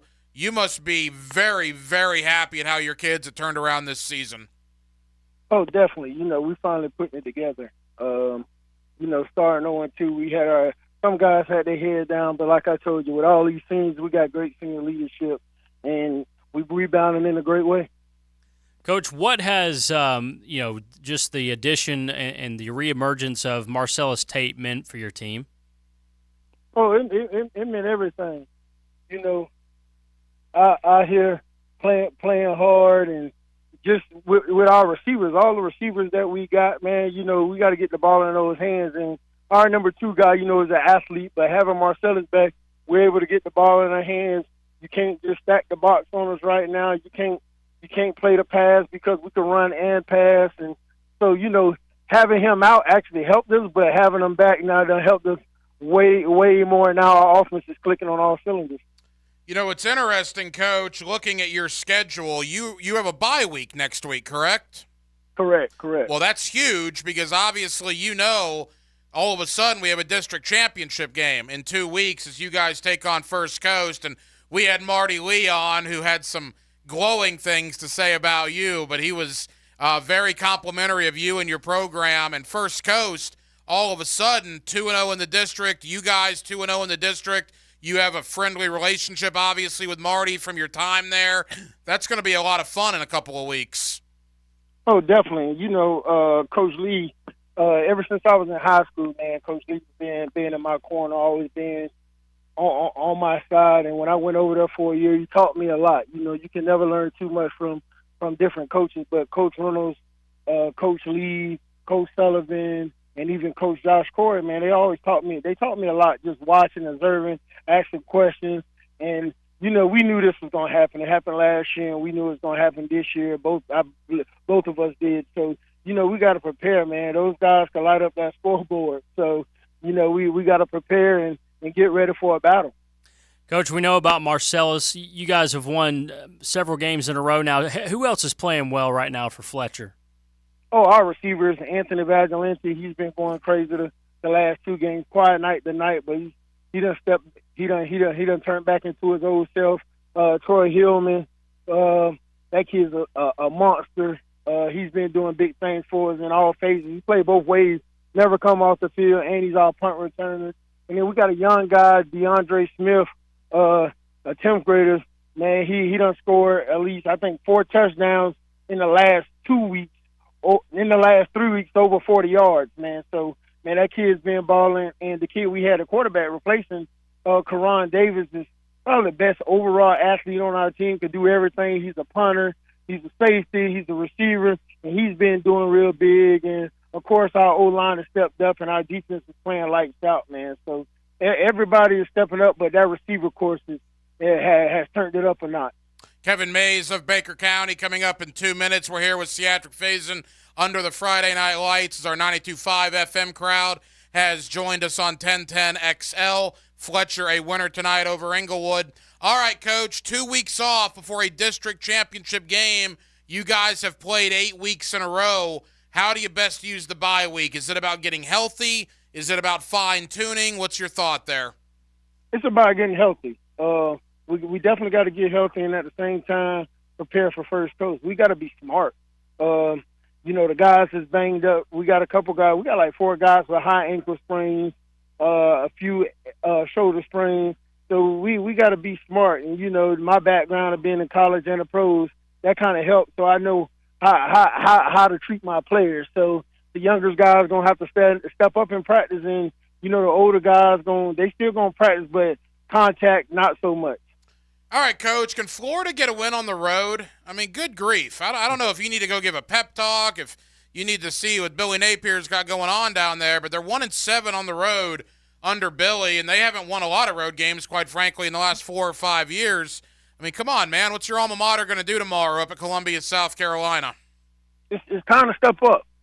You know, everybody know we're 1-7. Everybody know, you know, this is one of those games, whether it's going to turn our season in the upward direction or it's going to have our season in the downward direction. So, and I think the way Kentucky did us, I hope those guys are motivated after that loss to say, you know what, this is never happening again. So I'm hoping we can go in there and get the win. You know, everybody can say it's a tough place to play, but you play in a swamp, man. There ain't many tough places to play besides like LSU, Auburn, Bama. So, you know, it's time to step up, man. You know, we need guys making plays. C4, Seatric Faison, a winner tonight as Fletcher has now won 6 games in a row. Coach, enjoy the bye week. We'll talk to you in a couple of weeks. Thank y'all, and I appreciate y'all for having me every time. Seatric Faison of Fletcher. That'll be a nice district title game with Fletcher and First Coast.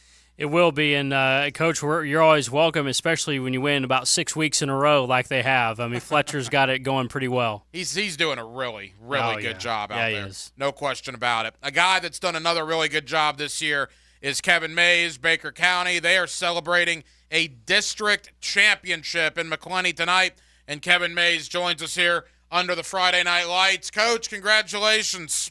Thanks, guys. Yeah, it's a good fit. This one's a good feeling.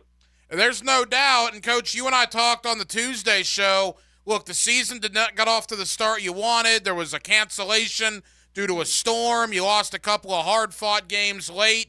And then it looked like that Baldwin game maybe turned things around for you guys. You also won a hard-fought game against Fernandina. And tonight you put it on Yulee a little bit. And lo and behold, you guys are district champions. Yeah, we played. This is the first game I feel all year that we played a total, complete game, offense, defense, special teams, everything. These guys wanted to come out and win the 13th district championship from what I've been told in Baker County history on Friday the 13th. And, you know, they put their mind to it and completed the goal tonight. Coach, I heard you say that with Hacker's show on Tuesday. I mean, what does that mean to accomplish that, having the 13th district title at Baker? Oh, it's, you know, they obviously take it very serious out here, and it's something that every team everywhere coaches for. You start with district championship to be able to move on, and just to be able to call yourself a champion at everything, it means a lot. And, you know, we've had a lot of things around here this year, a lot of adversity to fight through. And for these kids to fight through what we've had to do this year and go through, huge props to these kids for what they accomplished tonight. And, Coach, to that point, again, Kevin Mays of Baker County, look, you've been successful at Viera. You've certainly been successful up here at Baker County. But this team's a little different, right? I mean, you've had injuries. You've had other issues that you've had to deal with, a slow start to the year. And for you and your staff and those kids to be able to turn this thing around and win a district title, is this one maybe even a tad more special than some of the others? Yeah, absolutely. It is. All the coaches, we said that to each other kind of walking off the field tonight, said, you know, wow, with everything that's gone on, to win this one was huge. And just to see the smiles on these kids' faces, I mean, we had, I don't know what it is, but we had 3 interceptions from 9th graders tonight with kids that have just had to step up and play. And like I said, I couldn't be any more prouder than this team. Well, Coach, go celebrate the 13th district championship in the history of Baker County football. Kevin Mays is the head coach of Baker County. Coach, a big congratulations, my friend. Thanks, guys. I appreciate it.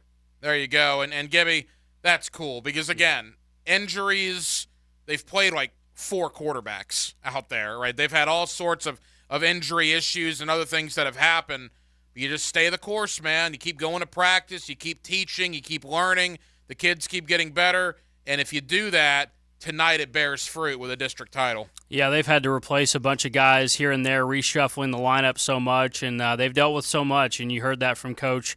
And, you know, he's a guy that's humble, but, and I'll say it for him, that's a hell of a coaching job by Kevin Mays. It's a great coaching job by Kevin Mays. There is no question about that. We'll give you a complete scoreboard update. Most games have gone final. As we enter the hour and 45-minute mark of the Friday Night Lights, we were on, again, 17 years of doing this show. I'm not sure we've ever come on at 8:25. I think this was a record. But we did tonight. So, look, we've just kind of gone with the punches, and It's been a great program, and we're going to keep going. More victorious head coaches to come. We're with you for about another 45 minutes or so. It is the Southeast Orthopedic Specialist Friday Night Lights. We are presented by Duck Duck Rooter Plumbing, Septic Service, and Air Conditioning with Andrew Gibson and Dylan Denmark. The Hacker Ryan Green with you here on 1010XL and 92.5 FM. More videos, more podcasts, more Jaguars, preps, and college football. More of everything you love about Jacksonville sports at 1010XL.com. I'm getting vaccinated with Prevnar 20. So am I, because I'm at risk for pneumococcal pneumonia. If you're 19 or older with chronic conditions like asthma, diabetes, COPD, or heart disease, or are 65 or older, you are at increased risk for pneumococcal pneumonia. Ask your doctor or pharmacist about Prevnar 20, pneumococcal 20-valent conjugate vaccine. It can help protect you against pneumococcal pneumonia in just one dose. Even if you've already been vaccinated with other pneumonia vaccines, Prevnar 20 may help provide added protection. Prevnar 20 is approved for adults to help prevent infections from 20 strains of the bacteria that cause pneumococcal pneumonia. Continued approval may depend on a supportive study. Don't get Prevnar 20 if you've had a severe allergic reaction to the vaccine or its ingredients. Adults with weakened immune systems may have a lower response to the vaccine. Side effects include pain and swelling at the injection site, fatigue, headache, muscle, and joint pain. For full prescribing information, please call 1-855-213-2138 or visit Prevnar20.com. Don't wait for tomorrow. Make the days count. Gatorade has carbs to fuel and electrolytes to help replenish, so you can count on the proven formula. Nothing beats Gatorade. Find it at your local Winn-Dixie. For the athletes who give everything, nothing beats Gatorade. The studied, tested, and proven fuel for the world's greatest athletes. Gatorade, proudly supporting high school sports on the First Coast. Hey there, Jacksonville. Mike Dempsey here. So listen, I wrapped up with Awaken 180 and slid right into the free maintenance mode. After bidding adieu to 25 pounds in 5 weeks, guess what? Dropped 2 more in maintenance because my metabolism is now firing on all cylinders. 2 more pounds, even with adding foods like bread and, yes, a little ice cream back in my diet. But here's the difference. I'm not eating those things every single day, and I'm not craving foods like that all the time. With Awaken 180, it's not just about shedding that weight, which, by the way, they're phenomenally good at. It's more like they're sculpting a smarter me. But it didn't even feel like learning. They've been at this gig for 9 years, and they've helped over 20,000 clients. Their secret sauce? Free support for life. If you want to lose your weight for the last time, do what I did and call the solution for weight loss, Awaken 180 Weight Loss at 844-346-1800. That's 844-346-1800 or online at awaken180weightloss.com. Hey, Matt Hayes here. Expert Automotive is now open at our brand new state-of-the-art facility on St. John's Bluff Road. As always, every repair comes with a lifetime service repair warranty. Come celebrate our grand reopening by getting a free AC inspection, $50 off any repair, $199 brake specials, and free diagnostics all month long. Call 374-3373 or visit us at our new location at 2190 St. John's Bluff Road. Expert Automotive. We never sell greed, only what you need. If you're looking for exterior solutions that provide you reliability and durability, it's time to call Armor Guard Exteriors. Whether you need seamless gutters or gutter protection, hurricane products, impact windows, glass lanais, or retractable awnings and screens, we've got you covered. Call My Home Team today for your 5-star experience at 904-906-8669. Armor Guard Exteriors, committed to quality, and that's a promise. This is Dr. Kevin Murphy with Southeast Orthopedic Specialists, congratulating 1010XL Scholar Athlete of the Week, Riley Darkhouse, senior springboard diver at Stanton College Prep. Riley is the team captain for the swimming and diving teams and is a member of the Home School and Math Honor Society. Ackerman Urology is now servicing the World Golf Village area. If you have elevated PSA, prostate, bladder, or kidney issues, plan to see the experts at Ackerman Urology right away. Their new location off I-95 at International Golf Parkway.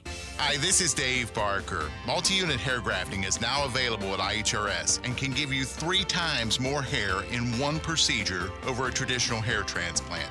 Multi-unit hair grafting gave me more hair in one procedure and within my budget. You can grow your hair back with this exclusive new procedure. Call for a free evaluation. Call IHRS 904-777-IHRS 777-IHRS 777-4477. Go to the green every Saturday morning.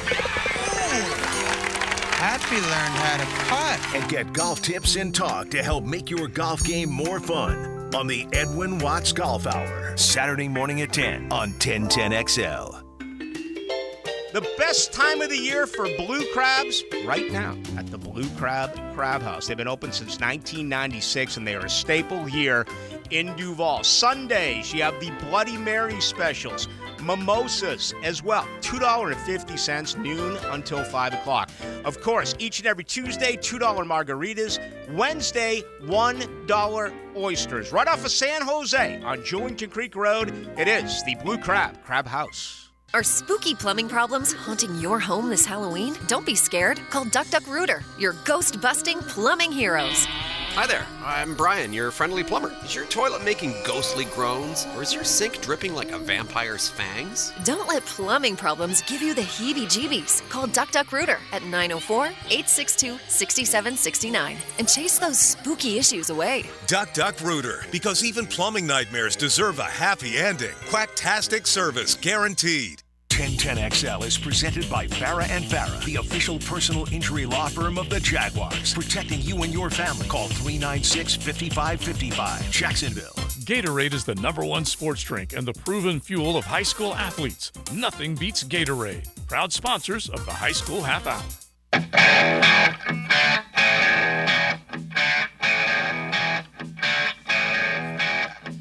Under the Friday Night Lights, 1010XL, 92.5 FM. Mandarin head coach Toby Bullock, 60 seconds away. Before we get there, Bradford County, 24-13 over True North down in Miami. It was Atlantic Coast, 14-6 over Sandalwood. Bowls, a 49-0 winner over the Wolfson Wolfpack. Congratulations to Palatka, 41-21 winners over Keystone Heights. Lake City Columbia, a 17-6 win over Middleburg. That means a district championship tonight for Lake City Columbia. Bartram Trail, 31-19 winners over Creekside in a defensive battle. How about West Nassau, 7-6 over Fernandina Beach. Baker County, a 32-14 winner over Yulee. That means a district title for Baker County this evening as well. And Mandarin and head coach Toby Bullock, they get a big win over Fleming Island. Coach Bullock joins us under the Friday Night Lights. Coach, congratulations. Thank you very much. Coach, offensively, you guys were rolling, right? I believe 56 points on a good Fleming Island team. You must be very pleased with the effort tonight. Actually, two of them were defensive scores. Defense really stepped up tonight, and were able to, help, contribute to that. We did have a good offense tonight, running the ball, throwing the ball. We weren't wonderful. It was real wet. Our field's like a sponge with all the rain we got yesterday. Kind of slowed down the passing game, but the running game was able to come alive. Yeah, I heard that Tiant Weish had a really good game for you. What did he have as far as his game tonight? I don't have official, and you're going to think I'm joking. I think it's around 8 carries for 190 and 4 touchdowns. Wow, that'll get it done. Wow. That's not terrible, right? And he had 2 called back. Wow. Pretty good average there. I mean, Coach, when you have a guy rolling like that, I mean, I would think as a coach it's easy. You got to get that guy the ball. Well, we think both our backs are electric, and so we do Coach Coleman, James Coleman, who y'all both know, does a good job of, they're basically drive-oriented. One gets a drive, and the next one gets a drive. They're both seniors, and we want both of them to have as much opportunity to get as many highlights as they possibly can. I think Tion might have eclipsed 1,000 yards tonight, and I think Deshard's right around 700 for the season so far. And, we have complete faith in both of them. So it's not so much, just give one the ball all the time. We really want to see them both have an opportunity to do what they can do. Coach, I asked Matthew Toblin this question earlier because you and he and your two schools were able to work out that game right around the Storm about a month or so ago. Now you get to reap the reward of a bye week. I mean, you've played 8 consecutive weeks. I would imagine you, your staff, your players, you probably need a bye week after 8 straight games. Yeah, we're excited about it. It's homecoming week for us this week, so we got the dance tomorrow. The kids get to have a nice long weekend with teacher planning day on Monday, and we'll go, Tuesday, Wednesday, Thursday. They'll have Monday and Friday off, and we need it. The coaches need it. The coaches have off this weekend, and we'll start game planning for Sandalwood on Monday. And it's coming at the right time, and it's why we put it there. Sandalwood's a big game for us. We hoped it would come down to a district title at that time, which it did last year, and we're up for a district title again, next 2 weeks from now, so it's working like we hoped it would. Coach, going back to the running backs, you said that Tion and Deshard are both seniors. Are they getting college looks? What's the status there with those guys? Not as much as you would like. We call and send their film. We do it for all our kids. Our job is to win games to get kids in school. And that's what we try to do, and we have coaches with a lot of connections, and we put them in front of anybody and everybody. Tion has a couple small schools, offers. His biggest right now is Albany State. Quinn Gray offered him in the spring, liked his film a lot, and everybody says the same thing. James Franklin was there watching the corners last week, and everybody's like, he's electric. But, he's 5'8", 5'9", and, it's just, unfortunately, it was the same thing with Demario Douglas, who now plays for the New England Patriots. Demario was the 8A Player of the Year for us in 2018, set a state championship record with 4 touchdown catches, and everybody was like, he's just not big enough. And you have people all the time say, if you can play, you can play. And both of these guys can play, and hopefully it'll come alive for them late when people, some of the other people that they wanted kind of, get solidified elsewhere. Maybe somebody can come in and snag them up.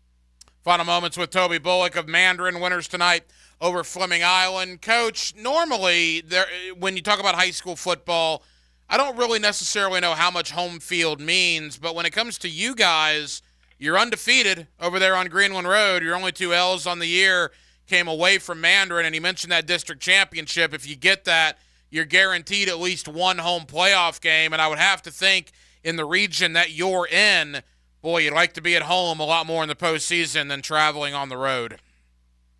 Absolutely. It's either home or Orlando. So it's either a long trip or home. Yeah, I do think we have an advantage at home. We have a pretty good crowd. We had a good crowd tonight. Fleming Island brought a good crowd. There's a couple places. I think Barton Trailhead is a true home advantage. I think Creekside, with their students, they take a lot of pride. I think they have that.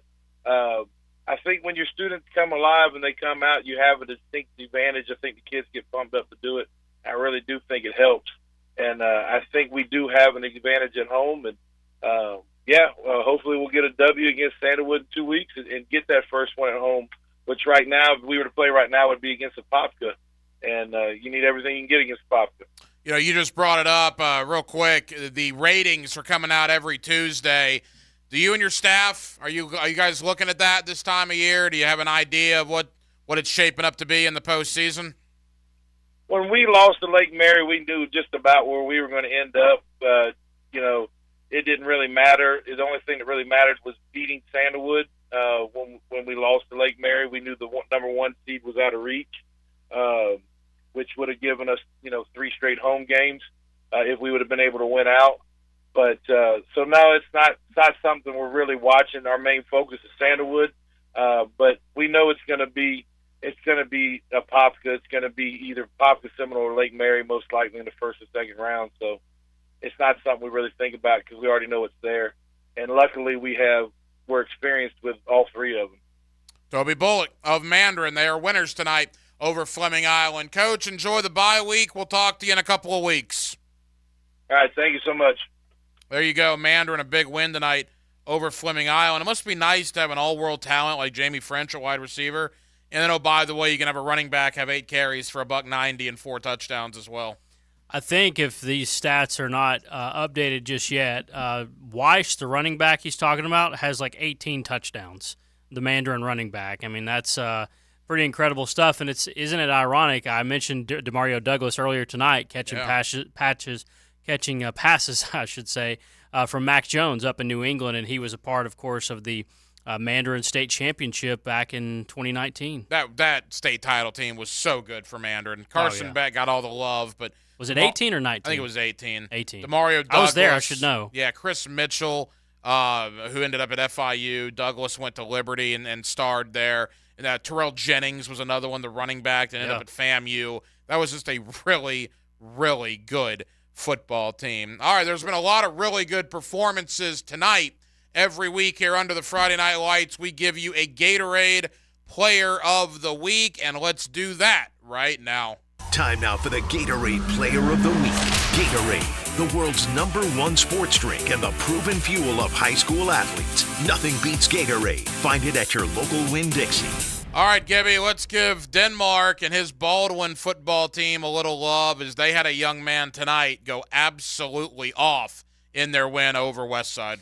Yeah, Denmark, I'll let you have the floor. You tell us about your running back there at Baldwin. Nashawn Jacobs, a sophomore. We won the game 42-6 over Westside. He had all 6 touchdowns. I would guess he probably had right around 250 to 300 rushing yards. And the biggest thing that the coaches would probably say is that he didn't fumble, because I think he had like 7 or 8 fumbles coming into this game. But he had a really good night tonight. I mean, 6 touchdowns as a 10th grader. I mean, what are we talking? Is this a guy that's getting looked at by any schools right now? Not that I know of. After tonight, probably will. Yeah. Yeah, he's still new to. He still doesn't really know the game that well. He's still new to it, but he's really fast. And like Coach Shields said when we had him on earlier, we just went double tight with 2 backs and 2 tight ends, and we just pretty much ran the ball every play. Is he a track guy or? Oh yeah, he runs 100. He was on Rain's 4x4 team that went to state last year. I think they finished like 10th. Yeah. Well, congratulations to that young man. He is the Gatorade Player of the Week. All right, complete scoreboard update. We'll try to squeeze in 1 or 2 more victorious head coaches. Bradford County 24-13 over True North. That game was played this afternoon down in Miami. Got to be a happy bus ride home for Bradford. That was a battle of 2 6-0 teams, and Jamie Rogers and Bradford County get it done today.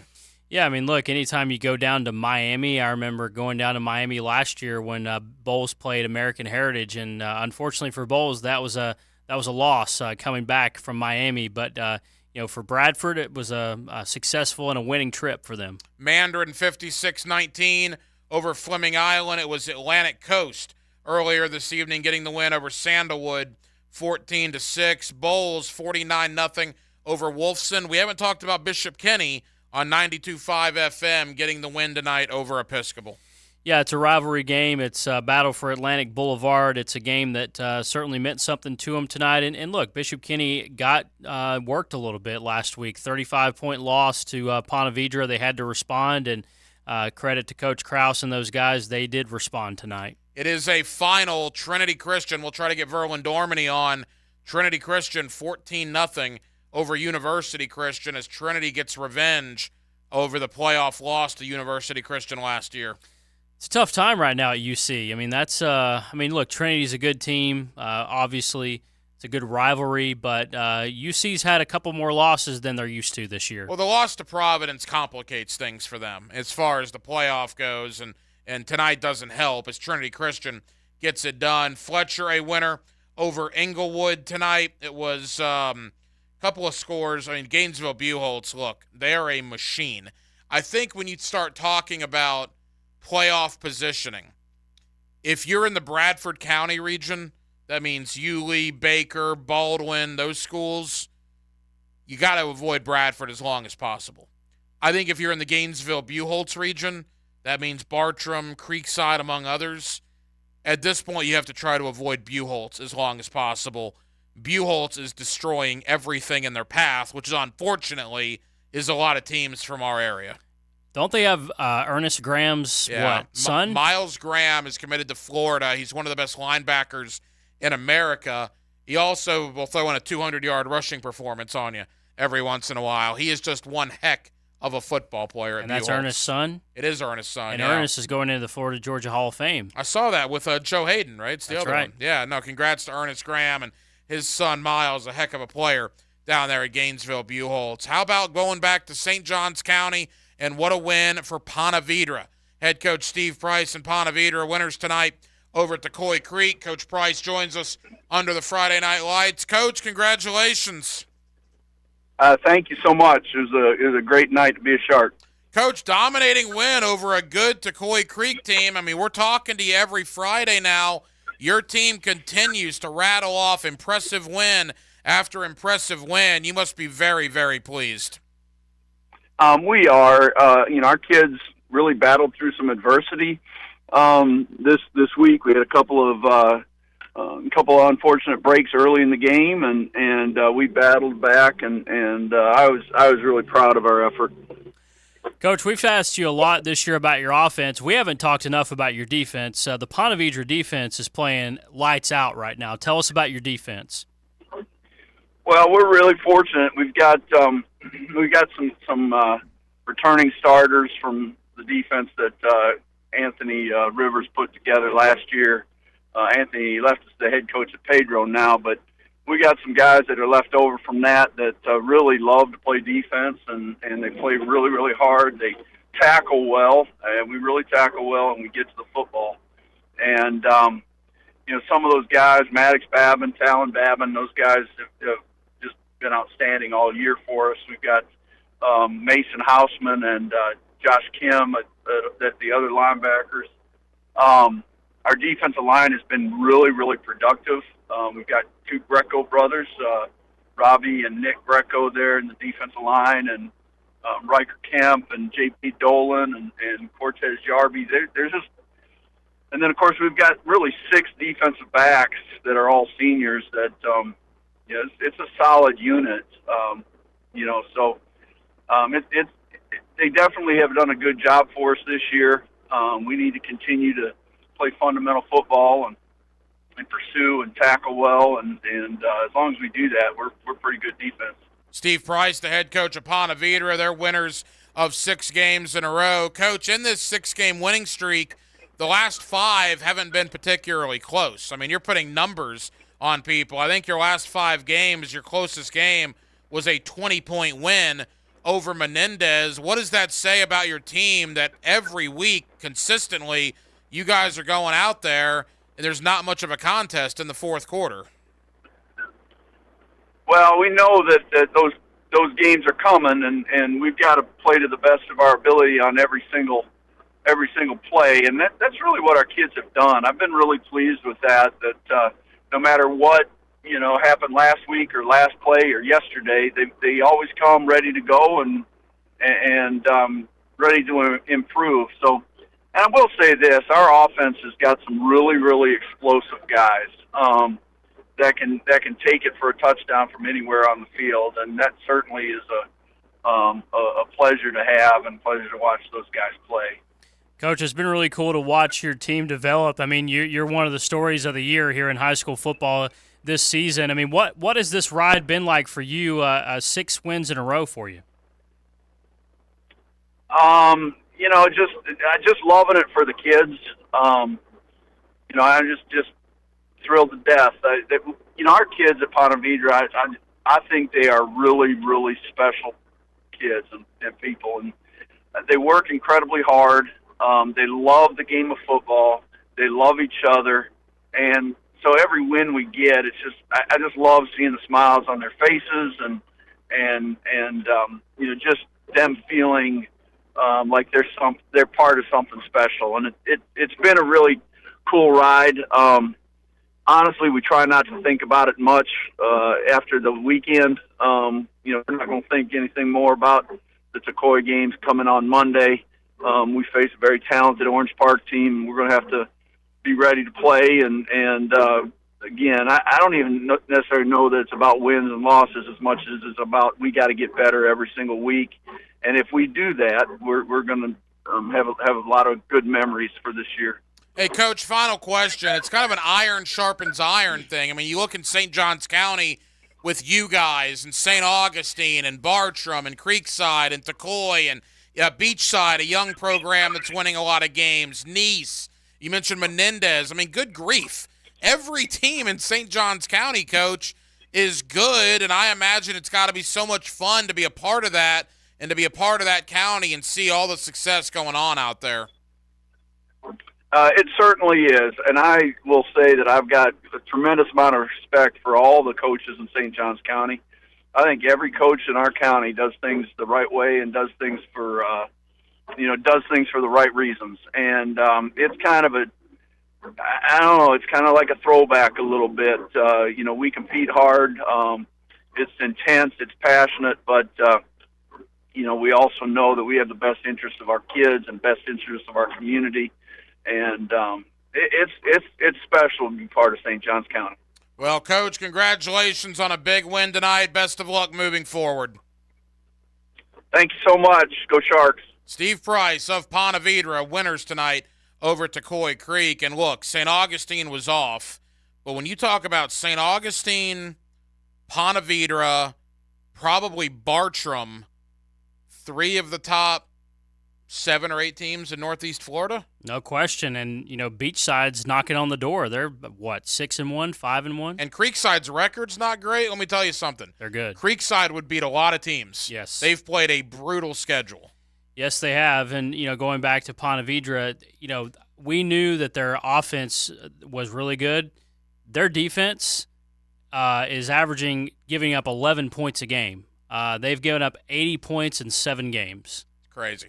And they've won now 6 games in a row. And, again, the only game Ponte Vedra lost was by a field goal to Bartram Trail. Back in August. Yeah, on opening night. It's been a long, long time. With Dylan Denmark and Andrew Gibson, the Hacker Ryan Green, with you making the turn for home. We're with you for about 20 more minutes or so. If we can squeeze in another victorious or 2, we will. Another victorious head coach or 2, we will, as the Southeast Orthopedic Specialist. Friday Night Lights continue. We are presented by Duck Duck Rooter, Plumbing, Septic Service, and Air Conditioning right here on 1010XL and 92.5 FM. Scoring points is so important, someone has to be singled out as the Universal Roof and Contracting Offensive Player of the Game. That's what you want from a leader. On 1010XL, Universal Roof and Contracting. Experience the universal difference. This is your Mad Dads Update with Chapter President Donald Ford. Mad Dads is asking for good, committed men who want to be part of an organization that has been around for 17 years. We are a group that is part of the solution, not the problem. We are a group that don't stand around murmuring and complaining, but get into action and hit the streets to get the community to break the code of silence to remove the murderers off our streets. We do not require a lot of time. Just willing and able bodies to get involved. We've had far too many murders this year already not to get involved. If you want to be part of this great organization, call 904-718-1649. We're looking for men, not men acting like boys. Hit me on Facebook and tell me what you think. For information about Mad Dad, go to Mad Dads Jacksonville Chapter Facebook or MadDadsJacksonville.com. Here's your 1010XL First Coast Community Calendar. To learn more about the Jericho School Golf Tournament and silent auction at Blue Sky Golf Club October 21st, visit thejerichoschool.org. Make a difference on the golf course. Playing one of the best tournaments and help make Jacksonville a safer place to live and raise our families. The First Coast Crime Stoppers Golf Tournament is October 23rd at Amelia River Club. Call 398-5883. The Knights of Columbus 5535 Annual Golf Tournament is November 6th at Glen Kernan Country Club. To find out how to play or sponsor, call 249-5535. To walk in the Leukemia and Lymphoma Society Light the Night Walk on November 16th at UNF. Register at lightthe.night.org. If you're looking for an adventurous career, the U.S. Air Force offers valuable training, higher education, medical care, and experience. To find out more about a career in the Air Force, call 545-2464. If you're involved in a community event and you'd like us to help spread the word, find out how at 1010XL.com. At ABBQ, they are turning up the heat this football season like no other. Picture this, 15 massive TVs strategically placed throughout the restaurant so you won't miss a single touchdown. Step into their huge outdoor area where the excitement of the game meets the fresh air. Here's the kicker, and this is a big one for me. They got the sound on blast throughout the restaurant for the whole game. Your destination for mouth-watering barbecue and an unforgettable game day. ABBQ. Meet and drink with us. When you hear that phone ring on 1010XL, Hello? we're bringing you another great guest on the All-Pro Roofing phone line. Where's the phone? Over there. Listen for great phone interviews all day on the All-Pro Roofing phone line on 1010XL. Flickering lights and hot switches can be annoying. They can also signal a major problem or electrical emergency. So leave it to the pros and Mr. Sparky. 8 Sparky. Your on-time electrician, Mr. Sparky of the First Coast. I'm Jeff Middlecoff with Trustline Mortgage. My business partners, Alan Tyre, Bill Pappas, and Ken Rimley, have been helping clients all over Florida with their construction perm loans for 34 years. Construction perm loans are not easy to find because a lot of banks and credit unions don't understand them, and therefore they don't like to do them. Well, your problem is solved. Trustline Mortgage wants to help you build your dream home. Our construction perm loans are single close, so you save money by not having to close twice, like with other lenders. Some of our construction perm loans allow you to lock in your interest rate up front. And if interest rates go down, we'll give you the better rate. We offer up to 100% VA loans, up to 96.5% for FHA loans, and up to 95% for conventional loans. Call Trustline Mortgage today at 381-LOAN. That's 381-LOAN to find out how we can help you build your dream home. Or visit our website at trustlinemortgage.com. Trust your instincts and follow the line to Trustline Mortgage. Certain restrictions apply. See office for details. Trustline is an equal housing lender. MLS number 331480. Yep, I'm looking at the pages right now. Thomas's translation company just lost its only 2 Spanish speakers. Without the right replacements, he'll be in problemas. Yeah, we'll have those ready. Tonight's gonna be a late one. Indeed can help him hire great people fast. I need Indeed. Indeed you do. With Indeed Instant Match, we immediately show you quality candidates whose resumes on Indeed meet your sponsored job description. Visit Indeed.com/credit and get $75 towards your first sponsored job. Terms and conditions apply. Ticket here, Zero Res turns 19 this month. To celebrate, just say happy birthday, Zero Res, and they'll give you $50 off your cleaning. Some minimums may apply, so give them a call. Happy birthday, Zero Res. Spelled forwards or backwards, it's the right way to clean. Zero Res. There's no better time to be a Jags fan, especially when you're a MyGate Rewards member. Gate is giving you the chance to meet the man, Trevor Lawrence. You and 3 of your friends can meet Trevor Lawrence in person at the stadium. Entering is easy. With the MyGate Rewards Gatorade Club, for every 5 Gatorade products you purchase, you'll be entered for a chance to win. See store for details. Gate, your hometown convenience store.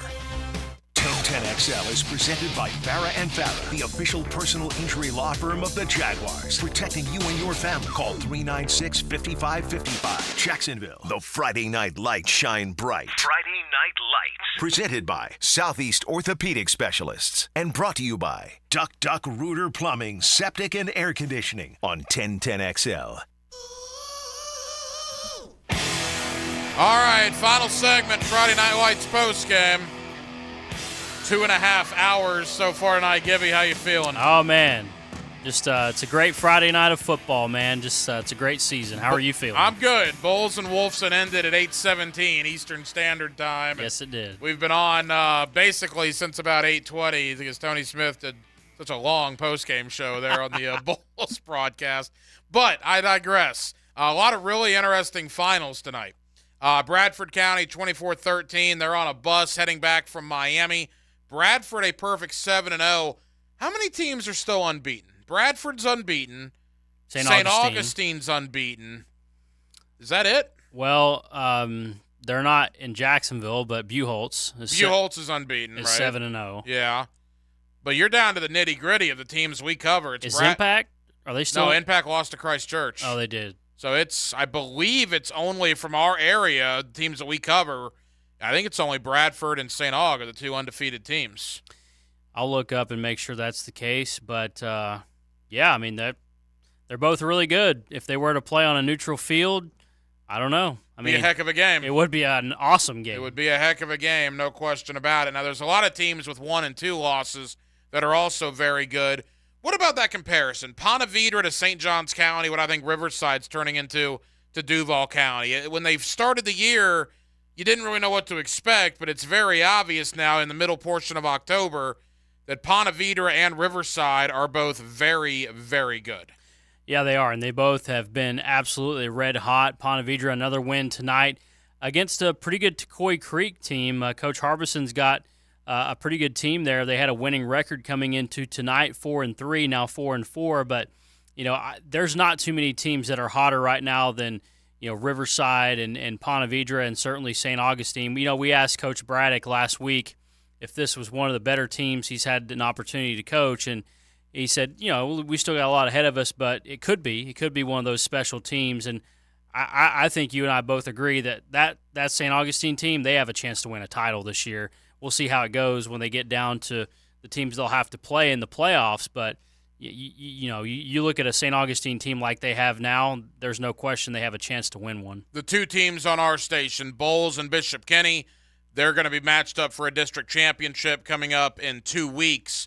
Let's begin with Bowles. No problem with Wolfson tonight, 49-0. No problem with Wolfson, but it was a shutout. But the Bowles defense has really got to kind of figure some things out. I mean, they are giving up nearly – now that number is going to come down with a shutout tonight, but coming into play tonight, Bowles was giving up about 29, 30 points a game on defense. So that's an area that they have to continue to improve. And for Coach Toblin, hopefully they will do that. Bishop Kenny, a 49-28 winner over Episcopal. Kudos to Episcopal. Putting 28 on Bishop Kenny is pretty good. Bishop Kenny simply outscored them. Again, both Bishop Kenny and Bowles 2-0 in the district, a district title game in 2 weeks. Your thoughts on Bishop Kenny's win? Well, I think Bishop Kenny, hopefully they're finally getting healthy. I think that's been a major issue this year for Bishop Kenny. They've had a lot of injuries. I mean, a lot. And so hopefully for Coach Krause and those guys, they're finally getting healthier. We know that James Reeser, the quarterback, has been banged up a little bit this year, and some young guys have played for them. But a good win. I mean, Battle of the Boulevard's always an interesting game, always can come down to the wire in any case, but it's going to be a huge game. And look, that Bowles wants that one bad, considering they lost at Bishop Kenny last year. Yeah, what was crazy about that, Bowles lost the district title game to Bishop Kenny last year, yet Bishop Kenny was the team that got knocked out in round one of the playoffs. Right. You kind of forgot that Bowles didn't win the district because Bowles went deep into the playoffs where Bishop Kenny did not, but you are right. Bowles will be looking for revenge in 2 weeks. And now Bowles has a bye week to rest up where Bishop Kenny has to play a pretty good Middleburg team. So I would think advantage Bowles there, having 2 weeks to get ready for that game. Yeah, and look, we know how good Middleburg is. I know they lost tonight, but going back to last week against Clay, able to come back from 26 down. I mean, that's a good football team. Speaking of Middleburg, they did fall to Lake City, Columbia. We had a couple of district championships handed out tonight. One of them goes to Lake City, Columbia. Not the start they wanted to, have 0-4 when the season began, but Columbia has taken advantage of good play, has beaten all the teams in their district, and the Columbia Tigers are celebrating a district title tonight. I was looking at some of the famous alumni from Lake City, Columbia. You got Laramie Tunsil. Yeah. Pat Summerall went to Pat Summerall. Yeah, like the legendary broadcaster. One of the coolest moments in radio for me was back when we were on the Toaster. Yes. The Toaster over there on, Belfort Road. And we had Pat Summerall come in. I was with McManus and Dempsey in the afternoon. Wow. And Pat Summerall came in. He had a book, and he signed the book, and he did a segment with us. Wow. That was surreal. That was kind of a pinch-me moment. But, yeah, Pat Summerall being from Lake City. He was a punter, wasn't he? He was a field goal kicker, I believe. Oh, he was. You might be. I don't know. You might be right. He was a kicker. He was a kicker. Okay. Yeah, he was a kicker. And one of the best broadcasters that has ever lived. I love everything about Pat Summerall, and a terrific gentleman. I mean, granted, I spent a half an hour with him, but he took time out of his day to talk to I think I was like 20 years old at the time. It was very, very cool. Kendall Pope, a former Florida State linebacker, also a Lake City, Columbia guy. So Pat Summerall, real quick, he was a kicker, a tight end, and a defensive end at Arkansas. Yeah, he did a little bit of everything. So Lake City, Columbia, a district champion tonight. Baker County, a district champion tonight as they beat Yulee. And again, Baker, very similar to Columbia. The season did not start off well, but Baker took care of business against Fernandina Beach, against Baldwin, and against Yulee. And they're hoisting a district title this evening.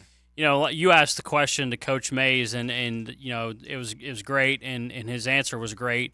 This one has to feel special. I mean, this one has to, just considering a lot that they've gone through this year, they've had a lot of, tribulations and stuff like that as far as, just roster turnover, things like that, and they've been able to come through it and win a district title. Two big ones in St. Johns County tonight. Bartram Trail 31-19 over Creekside. That's a big win for Bartram.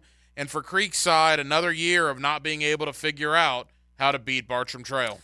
Yeah, that one has to sting if you've got a rival that you can't beat. Braves, Phillies. That's one of those. But, for Creekside, it's something you got to be able to figure out. And unfortunately for them, they haven't yet. We just had Steve Price of Ponte Vedra on. Big win for them over at Tecoy Creek as they've now won 6 games in a row as well. West Nassau, we had Gunnar Cox on of West Nassau. You talk about building a public school program or rebuilding a public school program. He's trying to do that at West Nassau, and you win an in-county rivalry game like that over Fernandina Beach. That's quite the win for West Nassau tonight. Yeah, and what was it, 7-6? It was one of those, slugfest, barn-burner type games, and he was fired up when we had him on. Coach Cox was really, really fired up. Nice, a winner over Flagler Palm Coast, 58-43. Nice, very quietly. What are they, like 5-2 now? I think either 4-3 or 5-2. Just kind of going about their business. They're going to have their opportunity in that district. That's a district win for Nice tonight. They still have games against Ponte Vedra and Tecoy Creek, but Nice, very quietly, stringing together a lot of wins. Yeah, Colin Drafts is a good coach, and they've proven that over and over with the team that they've got. I wonder what kind of numbers our guy Maddox Spencer had. He's averaging like 150 yards receiving a game. He probably had a big night. Well, they put up 58 points on the board in their win tonight. Mandarin, 56 points in the win over Fleming Island, and Mandarin can win a district championship with a win over Sandalwood in 2 weeks. And for Mandarin in particular, that's huge to win a district title because that is the difference between a home playoff game in the first round or having to travel to Orlando in the first round. So obviously Mandarin wants to take care of business against Sandalwood, get that district championship, and they know that they will at least have one home playoff game. Well, and you made this point earlier with Coach Bullock. They're undefeated at home. Mandarin this year's 4-0, and look, they've had to rebound a little bit after a couple losses in a row. They did lose to Creekside in a last-second play. They lost to Lake Mary, who's really good. Lake Mary is undefeated still, by the way. They're 6-0, and so for Mandarin to come through again tonight with a big win against Fleming Island is huge for them. Tiant Weiss, the running back for Mandarin, had like 4 touchdowns on 8 carries tonight, something crazy. So, Mandarin 6-2 now. They're finding their groove again. As we put the finishing touches on this, Trinity Christian a win over University Christian 14-0. Big win for Trinity. Yeah, big win for Trinity. I think we have Coach Dormany coming up in just a second. But, yeah, it's good for them to come back and get a win like they did tonight, especially after the game last week against Riverside. Let's talk with Verlin Dormany of Trinity Christian. A big win tonight over University Christian. Coach Dormany joins us under the Friday Night Lights. Coach, congratulations. Thanks, boss. We needed something good to happen. Well, that's a big one for you guys. A little revenge, obviously, from the playoffs last year. And based on the way last week ended, you play a good UC team tonight. You must be very pleased at the way your team responded. Absolutely. They had a great week of practice. We had a come to Jesus meeting on Monday, and everybody's on the right track, going in the right direction. We just got to get some of these kids back that are injured, and we'll be all right. Coach, always great to talk to you. You said you had a come to Jesus meeting. What was that one like, and how do you feel like they responded after it? They responded well. It was just like, you know what, we just did not do what we needed to do last week and put the game away. And defense played great. When we gave up one drive at the end, we jumped off sides about 3 times on the last drive, and then gave up a 4th and 12. And so we just, nobody was happy. Kids weren't happy. Coaches weren't happy. Parents weren't happy. Administration's not happy. So we had to get back on track. And the good thing is we didn't have school Monday, so we were here from about 8:30 to about 1. So we got everything worked out. Back on track. The interesting thing, Coach, and obviously I know you and the success that you've had there, and you're not happy at the win-loss record as we're talking about, but at the end of the day, everything's right in front of you, right? I mean, you're absolutely one win away absolutely. from a district championship. Now, are you off next week? Yes, we are. Okay, so yes, you have a week off, and then you play a Providence team that yes. shocked the area when they beat UC. So that's a district championship game, right, in a couple of weeks. You're right. I watched that film several times, and Providence has gotten good. Mo's son is good. Their quarterback, he's going to be a great ball player. Well, he already is a great ball player, but he's young still. But yeah, they've got things going in the right direction. They're learning to win, and that when you learn to win, that's contagious, and everybody gets involved, and kids are involved and happy and listening and working, and makes a difference. Coach, what kind of season is Miles Burris having for you? He's having a really good season. He's he's got an offer. He's committed to UNC Charlotte. Northwestern was in here talking to him this week, so he's having a great year, and he's doing a good job. Coach, as we wrap up, I know Trayon Webb found the end zone again last week. We talked about it a few weeks ago. It's got to be cool for you when you see guys like that leave your program, and with Trayon in particular, he was with you forever, and perform very early his true freshman year at a program like Florida. Oh, absolutely. We got 3 guys down there, so it's fun to turn the game on Saturdays and watch all of them play. So we're excited about that. Yeah, his dad sent me pictures and he sent me the video, and of course I got to watch him play. And man, Trayon was just a kid that everybody thought he was about 25 years old because he was here so long. He started playing varsity ball when he was in the 7th grade. Wow. But he's a kid that, of course, when you play varsity ball in the 7th grade, you're probably going to wind up in the SEC, right? And, he was getting offers his 9th grade year. I remember he was getting offers left and right as a 15-year-old. He got, and no kidding, he got an offer in the spring of his 7th grade year from the University of Miami. Wow, that is crazy. Crazy. Yeah. And his true freshman year going very well down there at Florida. Verlin Dormany of Trinity Christian, winners tonight over UC. Coach, congratulations. Go enjoy the bye week. Hey, thanks, Hack. Sure appreciate it. Y'all have a good night. Good weekend. Verlin Dormany of Trinity. Our last coach of the evening. Under the radar, under the wire, Corey Johns, Bartram Trail. Big winners tonight over Creekside, and Corey Johns joins us under the Friday Night Lights. Coach, congratulations. Thank you, guys. How y'all doing? Coach, we're good. All right, your first encounter with the Bartram Creekside rivalry. It's always a great game. Bartram has come out on top, I believe now 16 of the 17 meetings, but it's never easy. I know Creekside gave you a battle, but you and your kids were able to get it done there in the 4th quarter. Yeah, man, really it's a tribute to our defense and how well they played there at the end of the game. They didn't score in the second half. We really could have put the game away in the 3rd quarter, which is the tail of our entire season, with Mainland and a 10-point lead in the 4th quarter and St. Augustine being tied with 1:30 left. And the story of our season, we have to finish better on offense. We had the ball down there 2 or 3 times, in scoring position, and just didn't come away with any points. It could have put it away early in the 3rd quarter, but our defense stepped up and really ended the game for us. So I couldn't be more proud of those guys, especially Julian Porter. Coach, tell us about him. What kind of game did he have? Well, Julian Porter at corner, his first year playing corner, he had a phenomenal game, and then he had a pick-6 there in the 4th quarter that really put the game out of touch and put us up 2 possessions. Corey Johns, with less than 4 minutes. Corey Johns of Bartram Trail, winners tonight over Creekside. Coach, last week you played IMG, and obviously they're one of the best teams in the country. I'm not breaking any news there. What did that game teach you about your kids? Because you play a team like that, and then a week later you have to play a good Creekside team. Did that IMG experience accomplish what you hoped it would accomplish? Yeah, I think the IMG gave our kids great confidence. Obviously we already played Mainland and St. Augustine, and we had a really tough schedule.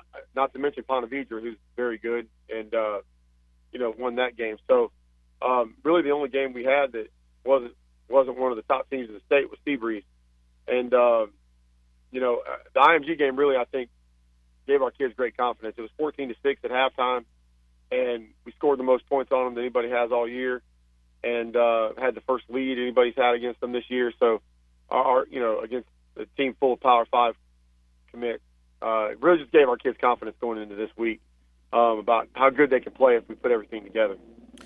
Coach, tell me about the season that Lathan Biddle's having for you. I'm looking at he's averaging like 165 yards rushing a game. I mean, tell me the kind of season Biddle's having. Yeah, Lathan, I've had a lot of good running backs, in my career, man.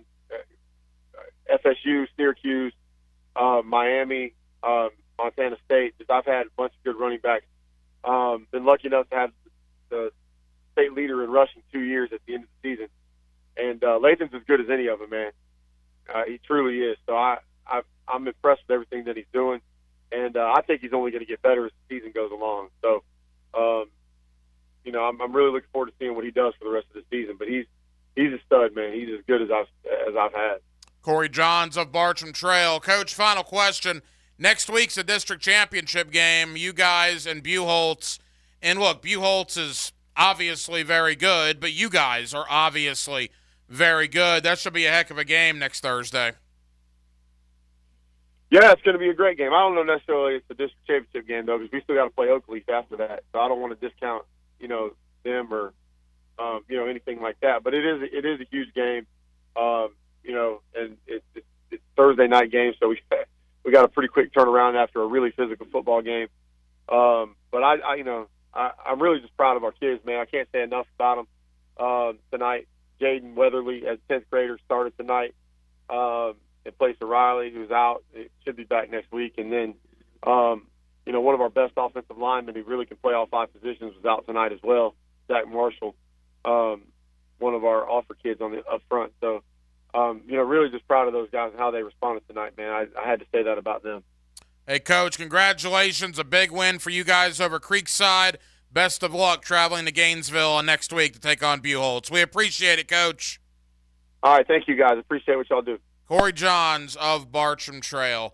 I think we had about 20 head coaches on tonight. Great job, Denmark. Yeah, great job, Denmark, over the last 2 hours and 40 minutes. Final thoughts, Gibby, on the week that was here under the Friday Night Lights. Well, we're starting to figure out, playoff positioning.